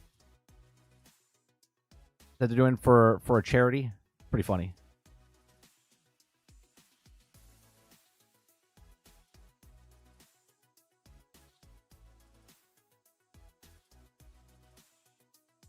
Linda Carter's in it.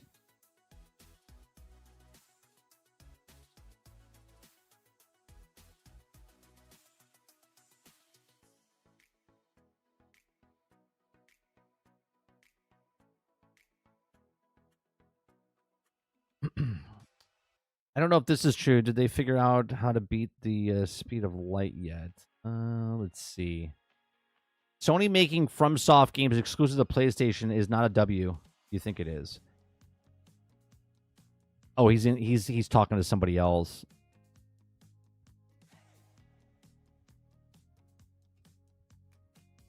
Oh, he's commented David Jaffe. Got it. David Jaffe says fantastic. I know. A lot of y'all consider consolidations, but way of the world, and now allows Sony to have another group loaded with talent to bring exclusives that will eventually be in the cloud and streaming anyway, so everyone will get to play. And then someone says Sony's making FromSoft games exclusive to PlayStation is not the W you think it is. And then David Jaffe says it's all going cloud sooner than later. You get one more generation before shit just streams to your screens. At that point, it'll all carry. It's all like carrying who has the best movies in a given year. Paramount, Warner Brothers. I can't wait.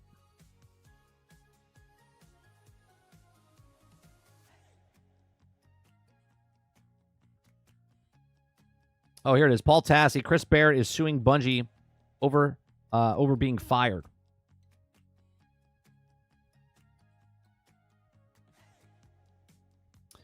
So Chris Barrett is suing Bungie over being fired. Chris Barrett, 18 minutes ago. The past 9 months following the departure from Bungie have been very difficult and painful for me, as I've been had to endure rampant speculations, unfounded attacks on my reputation, innuendo about what happened behind the scenes to cause me to be fired after 25 years of loyal service.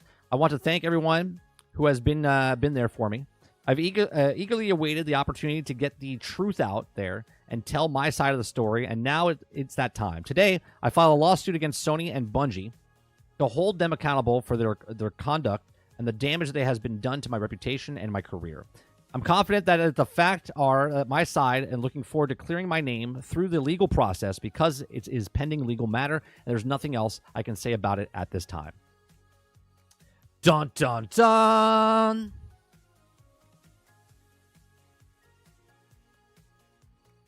He's also making claims about other misconducts from most senior Bungie leaderships, amongst others. All right, well, let's see what this is.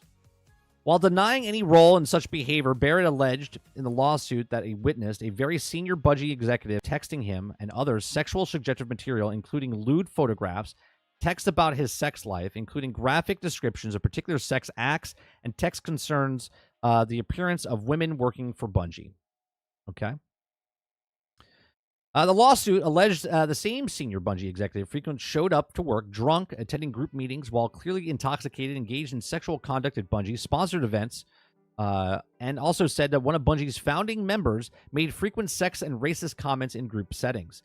For example, in a leadership meeting with the joke that a woman's place is barefoot and pregnant, or words are in the effect, Barrett him over an email but faced no consequences. The lawsuit alleged during the interview a potential hire told Barrett that Bungie should name the Destiny faction the Rotten Cunt. Barrett reported that the comment of the group of evaluating the candidate is instant that Bungie not hire him. Leadership still hired the candidate. Okay.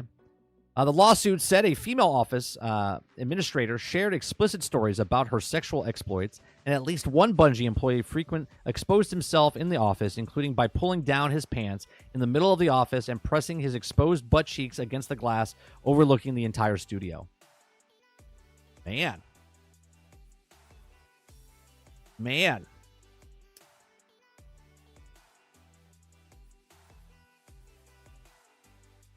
Interesting.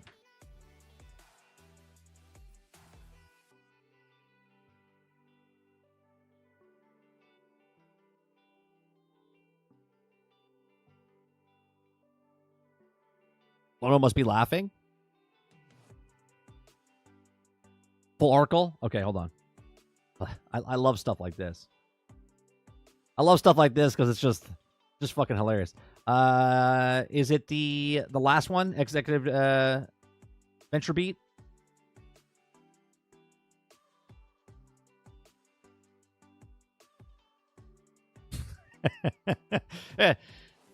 Now this sounds like a fun corporate circus to me.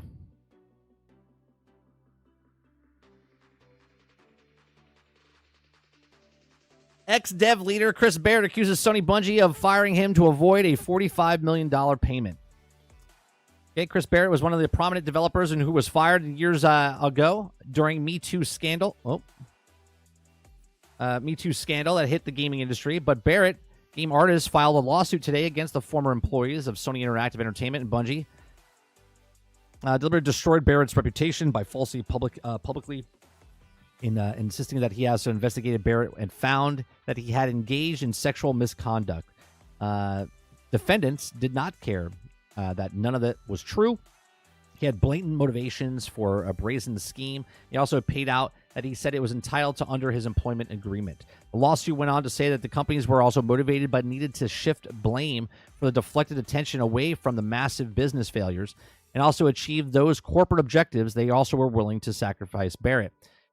Remember what I said when we first heard that he was... I said karma is a bitch. I think I actually tweeted that. I'm pretty sure I tweeted it. I said karma is a bitch.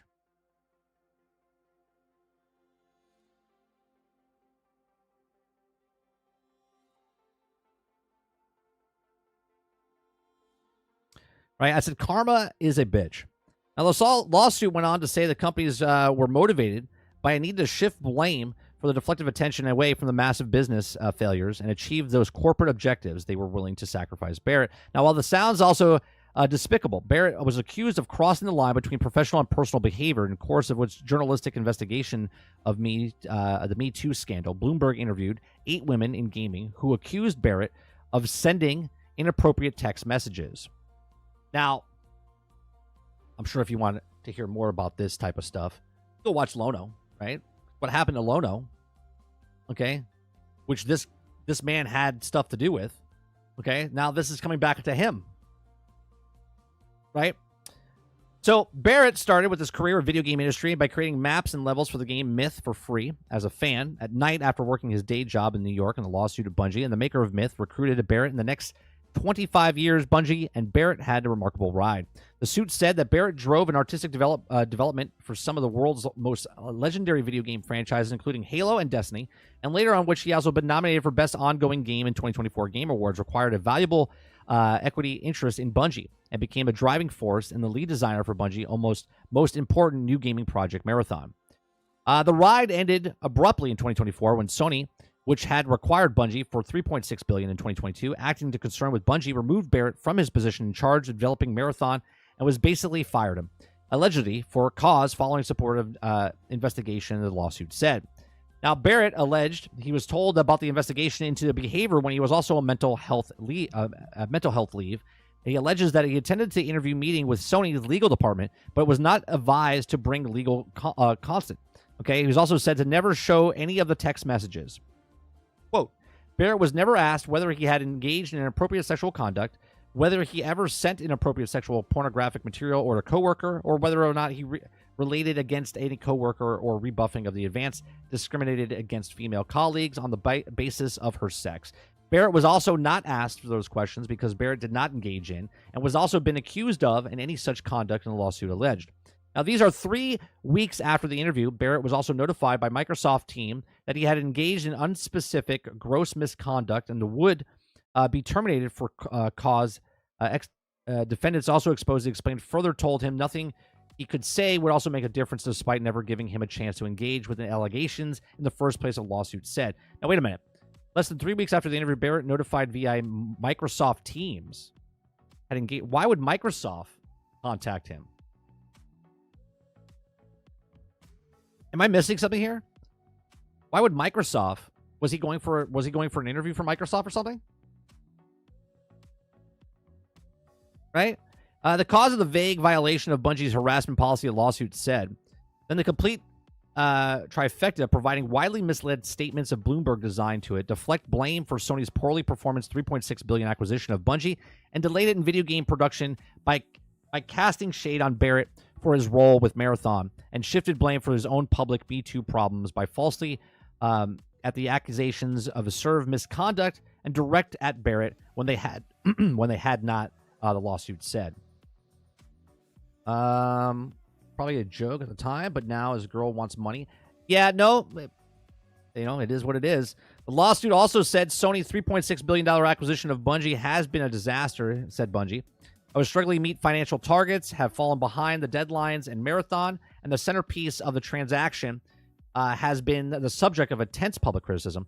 By terminating Barrett for cause of defendants could save $45 million and pin the Marathon issues on Barrett in one fell swoop.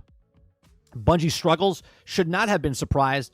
The lawsuit continued before the Sony acquisition. Bungie was also in difficult financial position, and Destiny, the video game franchise responsible for majority of Bungie's revenues, was not performing as well as Bungie had hopped yet. Bungie was also able to strike a deal with a Sony-enabled Bungie management to retain certain control post-acquisition. When Bungie thereafter under-delivered with Marathon, delayed and Bungie's censored senior leadership, and the Sony looking to hold Bungie leadership accountable, Bungie offered Barrett, who had always been on the creative side, and never active into business management, as a sacrifice to the lawsuit said. Okay?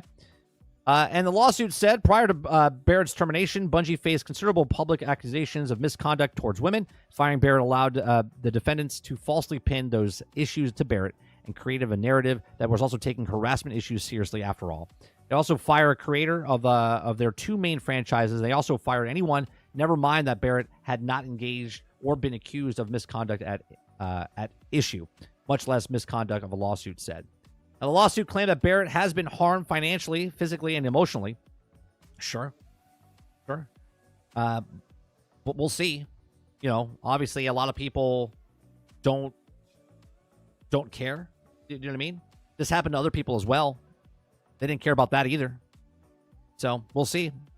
Hopefully, you get your day in court and whatnot. He has been subjected of harassment and public ridicule, has lost his friends' professional opportunities, has been a relationship with the family strained. His lifelong dream of launching his own video game company, once within reach and respected designer of multiple legendary games, has been crushed, the lawsuit said. Barrett joined Bungie in 1999 after drawing attention to Myth Modder and was created for work in Myth 2. In those early days, Barrett noticed, though, the lawsuit, colorful language, and off-color jokes were common. Employees frequently and openly referred to things as gay, sexual, mom jokes, and racial jokes were also commonplace. Nudity was not prohibited, but Bungie personnel engaged in the moonings in the office where employees would pull their pants down and display their butt cheeks, the practice that continued to some degree over the years. Yeah, I can see that happening, right? I don't think that's you got to read the room. You know what I mean? You got to read the room.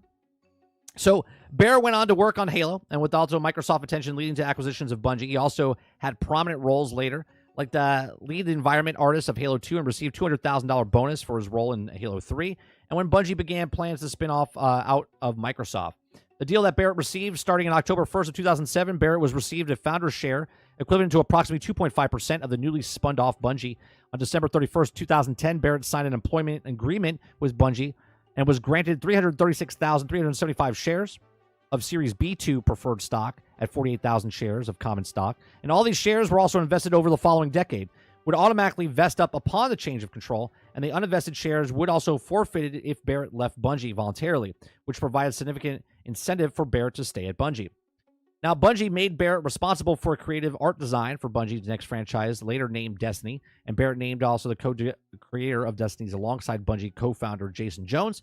And Destiny released in 2014, and if it was a big hit, they also reaped revenues for years to come in the live service game. When Destiny 2 was delayed, Barrett was also assigned to the new expansion of Destiny and also did on time under budget, and also helped with Destiny 2, which shipped in 2017 post-launch and became Destiny 2's game director in charge of the live service team, and was increased later to $240,000, lawsuit said. There's a lot of shit here. In December of 2021, IGN dropped a bombshell article about Me Too problems around sexual harassment at Bungie. Without referring to senior managers by name, the story described a range of bad behavior as well as the poor work conditions, such as unpaid crunch time at Bungie. Leadership protected these managers. Bungie CEO Pete Parson responded for the allegations, saying that the company had taken various initiatives to improve behavior working conditions. While denying any role such a behavior, Barrett alleged that the lawsuit that he witnessed a very senior Bungie executive texting him and other sexual suggestive materials, including lewd photography, or photographs, texts about his sex life, including graphic descriptions of particular sex acts, and texts concerning appearances of women working for Bungie. I wonder, Pete Carson used to share his pictures of his cars. I don't know. The lawsuit alleged the same senior Bungie executive frequently showed up for work drunk, attending group meetings while also clearly intoxicated, and engaged in sexual conduct at Bungie sponsored events, and said one of the Bungie's founding members made frequent sexist and racist comments in group settings. For example, in a leadership meeting, he joked that a women's place is barefoot and pregnant, or words of other that effect. What does that mean in words to that effect? Did he say, quote, a woman's place is barefoot and pregnant, or words to that effect? Which one is it? Barrett reprimanded him over an email, but faced no consequences. The lawsuit also alleged during an interview, a potential hire told Barrett that Bungie should name the Destiny's faction the Rotten Cunt, unquote. Barrett reported the comment to the group of evaluating the candidate and insisted Bungie not hire him, and leadership still hired the candidate. The lawsuit then said the female office administration shared explicit stories about her sexual exploits, which we already read this part. We read that part. Barrett's lawsuit claimed that Bungie lost the autonomy because his division underperformed Sony's expectations and performed Metacritic metrics and financial targets. In May of 2023, Barrett was publicly revealed as the game director of Marathon. In October of 2023, Bungie had mass layoff of around 100 people. Cost-cutting accused of games of such as Marathon were delayed. But February of 2025, Sony Games head Jim Ryan announced by February of 2024, Sony Games head Jim Ryan announced 8% of Sony's games group would be laid off. That was 900 people, right? Do people like check their work? Barrett moved to Florida. Gotta get out of Florida now. Barrett moved to Florida. While there, he was also replaced by Joe Ziegler as a game director of Marathon, was blamed for Marathon's delays, and the lawsuit alleged Barrett was renamed franchise game director. In effect, that he also moved upstairs with nothing to manage, while Barrett's manager allegedly belittled him publicly. Barrett then filed a mental health leave, and the investigation began. Weeks later, Barrett was fired, and after his termination in July of 2024, 155 more people at Bungie were absorbed into Sony, and 220 more Bungie jobs were eliminated. There you go. It's a lot of information. Man, let me tell you.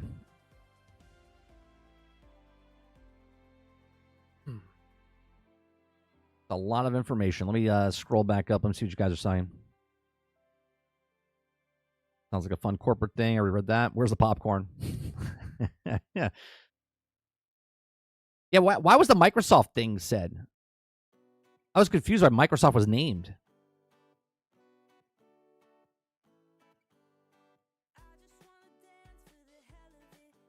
I don't like to jump on the bandwagon if he did or didn't do whatever he, right? I'm just saying that this man did what he did to Lono. And, you know, the pigeons come home to roost. You know what I mean? What's happening to him right now is exactly, or almost exactly, what happened to Lono.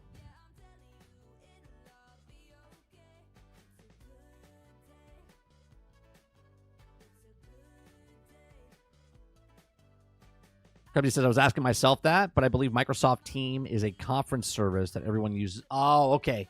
Okay. I was confused. Okay. Brickley says Microsoft Teams is a corporate social media program. Thank you. Okay. I was like, I'm confused on why Microsoft. Thank you for that. I didn't know that. I'm not in that era, so I don't, that environment. Like Zoom, like Slack. Okay. Went from cube crawls to ass-spreading moon sessions. I mean, what he said, where he said, like, as they call bro culture, you know what I mean? Where they joke around, say certain things. I mean, I get that, right? But then there's, like, if you were all bros working in the office, and then all of a sudden now you start adding females in there, you can't start spreading your cheeks. You know what I'm saying? Like, humor's humor, but you got to read the room. You can say things, but then not say things.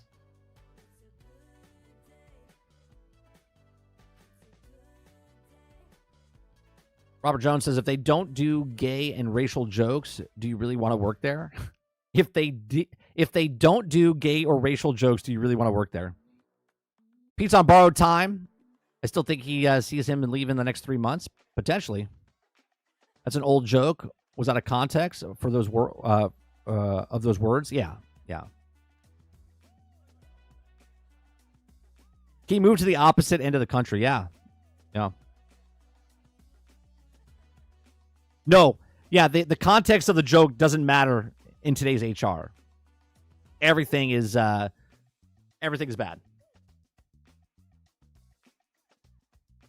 Z says, interesting thought. How does Sony or Bungie hide anything when they're using Microsoft product to share their conversations? Just a thought.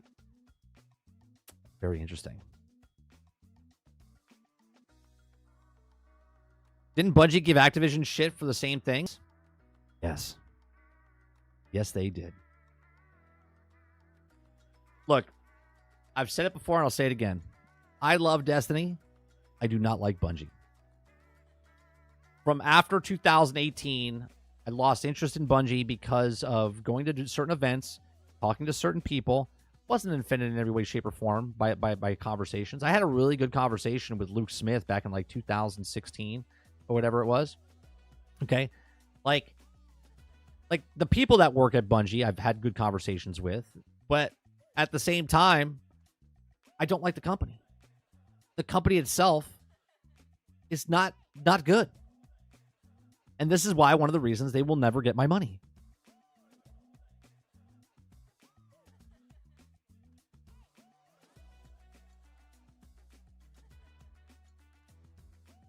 Bungie is a facade. They all work together. The only people that are fighting are the fanboys.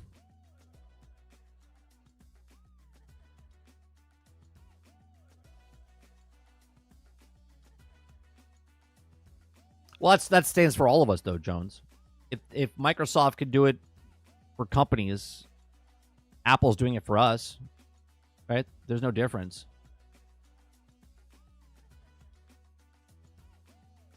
Z says, new Marvel Alliance game with the best graphics ever produced by Bungie. What are you going to do? I'm not going to buy it. Not going to buy it. I would say exactly what I'm saying right now, Z. I'd be like, man, that's great. I wish that game wasn't made by Bungie. I'm not giving my money. Unless it's a free-to-play game. If it's a free-to-play game, I'll play it. But they still won't get my money.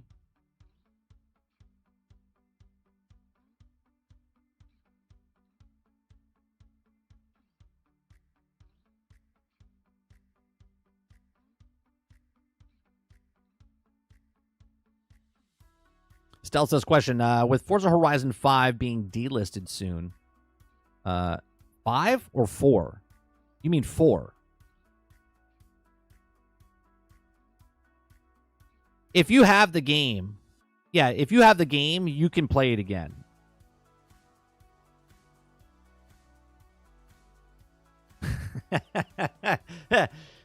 Z says, you sly dog. You know you'll let your brother-in-law buy it for you. No, I wouldn't. I honestly. If it's a free-to-play game, Z, I would try it. Right? But I honestly wouldn't play it. I mean, look.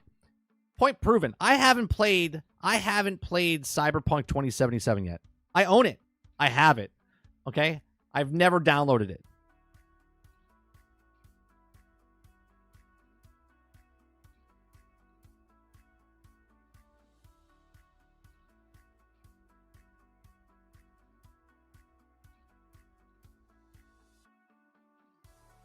Firing him to avoid a $45 million payment. What the fuck was going to, he was going to be paid for? I don't know.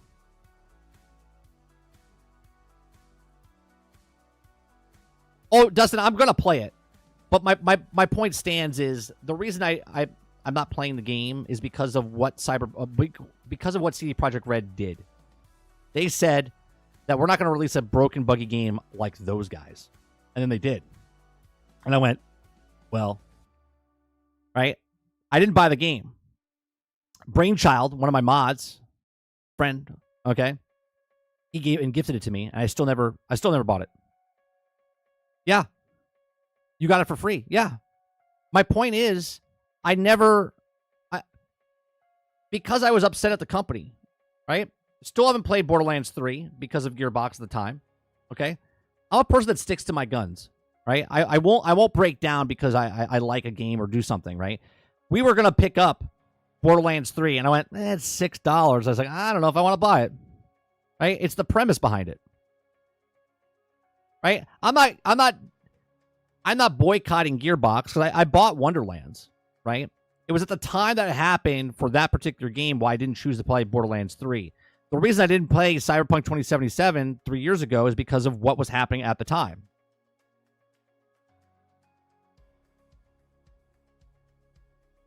Bracken says, end the stream and go play Cyberpunk right now.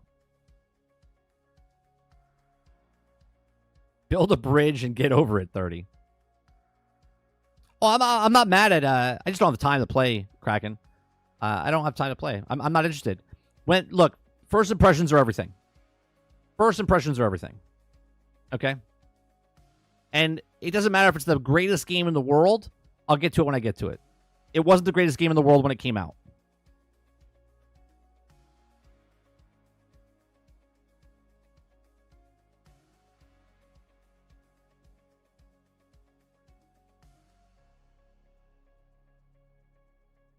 Might just be a coincidence, but odd that the info is shared on the day of the Game Awards. But what would that have to do though, Krebsy?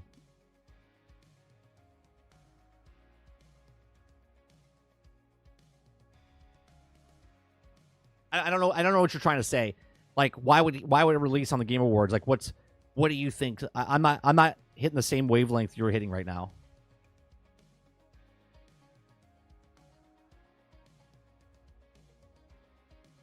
Eclipse says, yeah, I waited to play Cyberpunk, and I'm glad I did. I own it since it came out and refused to play it. And now that I play it, it's one of the best games I've ever played.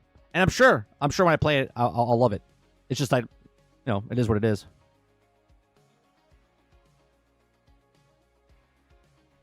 Yeah, they closed off, I think, on Monday or something like that, Jones. I don't think you can vote still.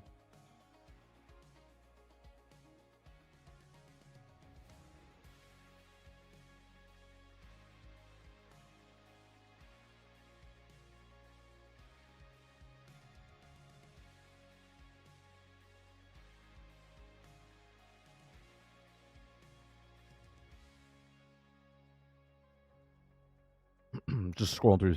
We're not gonna have time to look at the Warframe 1999. I just still haven't even looked at the trailer. Waterbear put it in the thing yesterday. I still haven't looked at it. It's a 22-minute long video.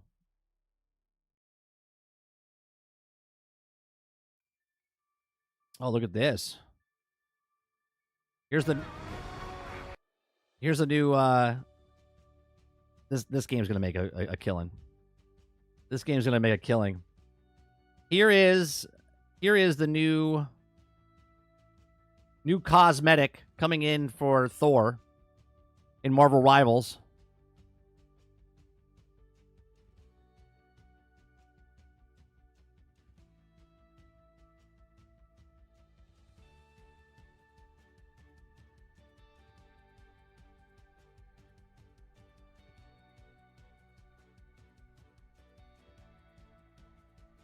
They're going to make a killing.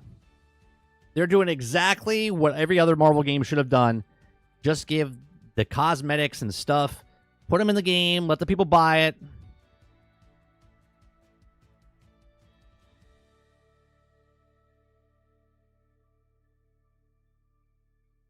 Krebsy says, I feel that Marathon will be shown at Game Awards.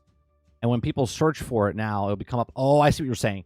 So you're saying that Barrett released this information during the Game Awards because Bungie was going to and Sony were going to release something on Marathon, and now this is going to taint it. You're saying that he put it out there on purpose to taint that. Gotcha. Z says the voting board is still waiting to be told how to vote. Still confused about Hogwarts from last year.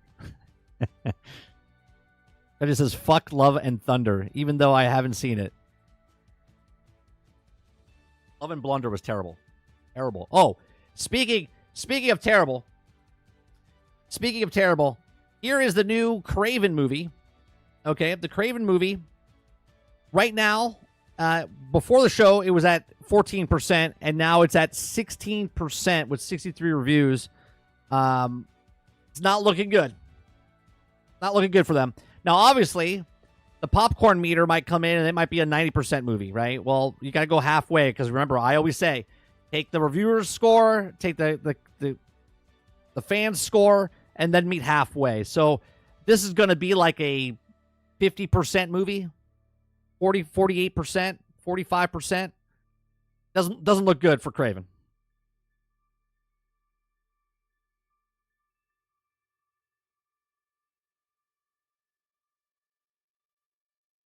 Yeah, I watched reviews on it. Doesn't seem like it's good. When I watched the trailer, I was like, okay.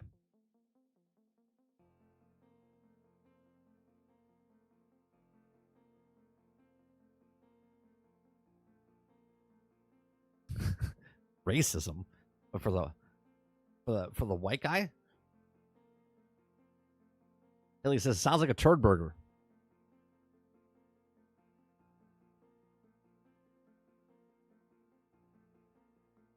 He says, it's also said that Sony is done making these Spider-Man spin-off films and will just focus on the animated movies and Spider-Man 4. I mean, I don't know why you would make a movie on Kraven. I don't know why you would make a movie on a lot of these characters. What was the other one that came out? Madam Web. Did that come out last year or this year?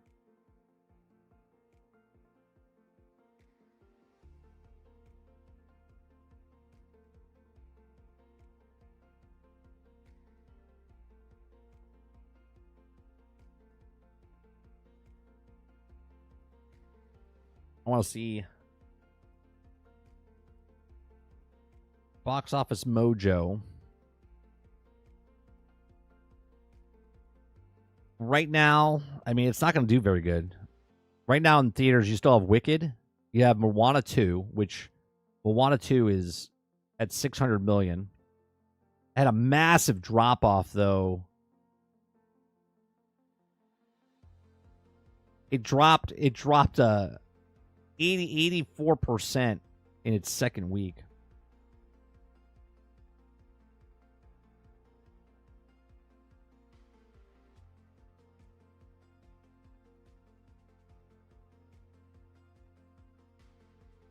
It looked like it was going to blow past $1 billion, but not so much. And then Wicked's at 465 million.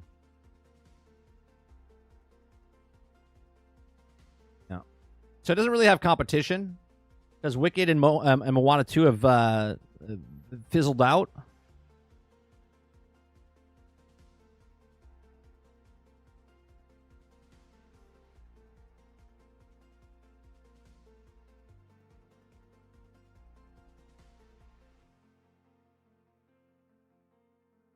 Oh, yeah. If they don't make enough, this is why they made those movies. I get it, Clips.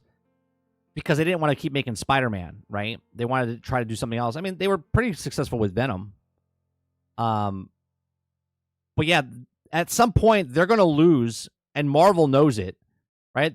Marvel's just sit back and wait. They're like, anytime you're ready to give us back Spider-Man, they're just waiting it out.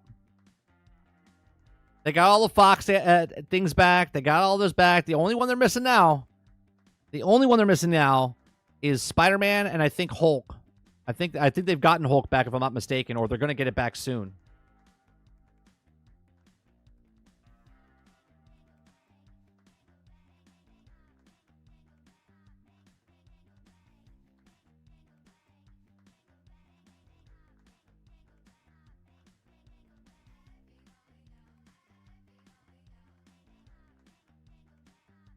Oh, I agree, Jones. Like, I watched the Flash movie, which was a bad movie. It wasn't that bad. Like, I watched it. I was like, entertaining. But it wasn't good, right? I watched Love and Blunder. It was terrible. People like it, but it was a bad movie. It still made like 600 million or whatever the fuck it made.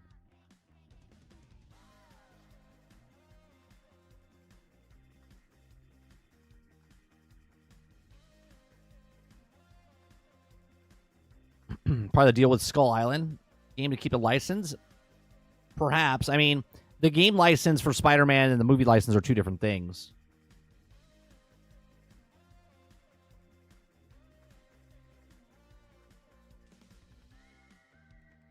I didn't see it. I'll be honest, Dustin. Until you just said that, I forgot it came out. Honestly. I totally forgot that Aquaman 2 came out. But I stopped caring because James Gunn said that none of those characters matter anymore. So why do I need to watch it?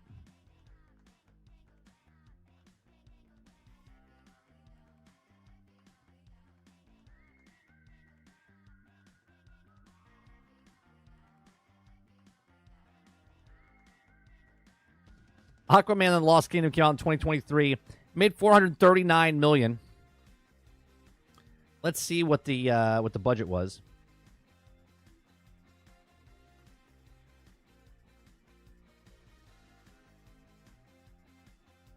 Ooh. Ooh. Ooh. Yeah, it lost money. The budget for Aquaman and the Lost Kingdom was anywhere between 205 to 215 million. Which was 45 million more than Aquaman in 2018. So It made 400. It made 439 million. That did not make a profit. It needed to make about 550.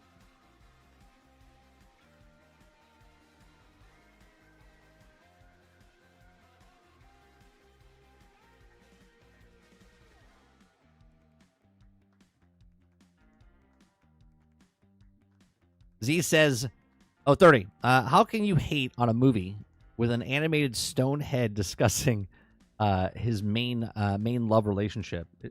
Is that what Aquaman 2 is about? Is that what it is?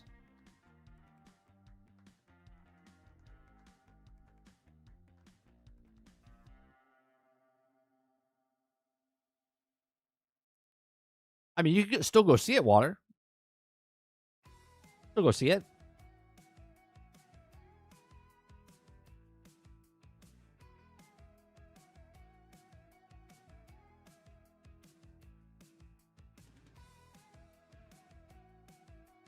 Everybody wants a Gambit.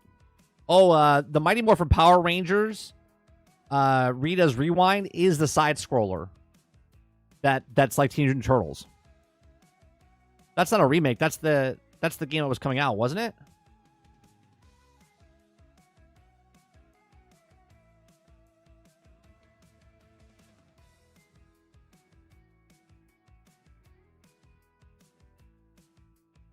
Oh, wow. All right, well, I mean, you got to take these guys seriously, right? You got to take these guys seriously when they come out with stuff like this. A 3, that means the movie might be great, right? If IGN gives it a 3, they gave Penguin a 5, and everyone loves Penguin. So Craven a 3 from IGN. This movie might be an 11. I mean, Water, you might like it. You might give it like a 90%.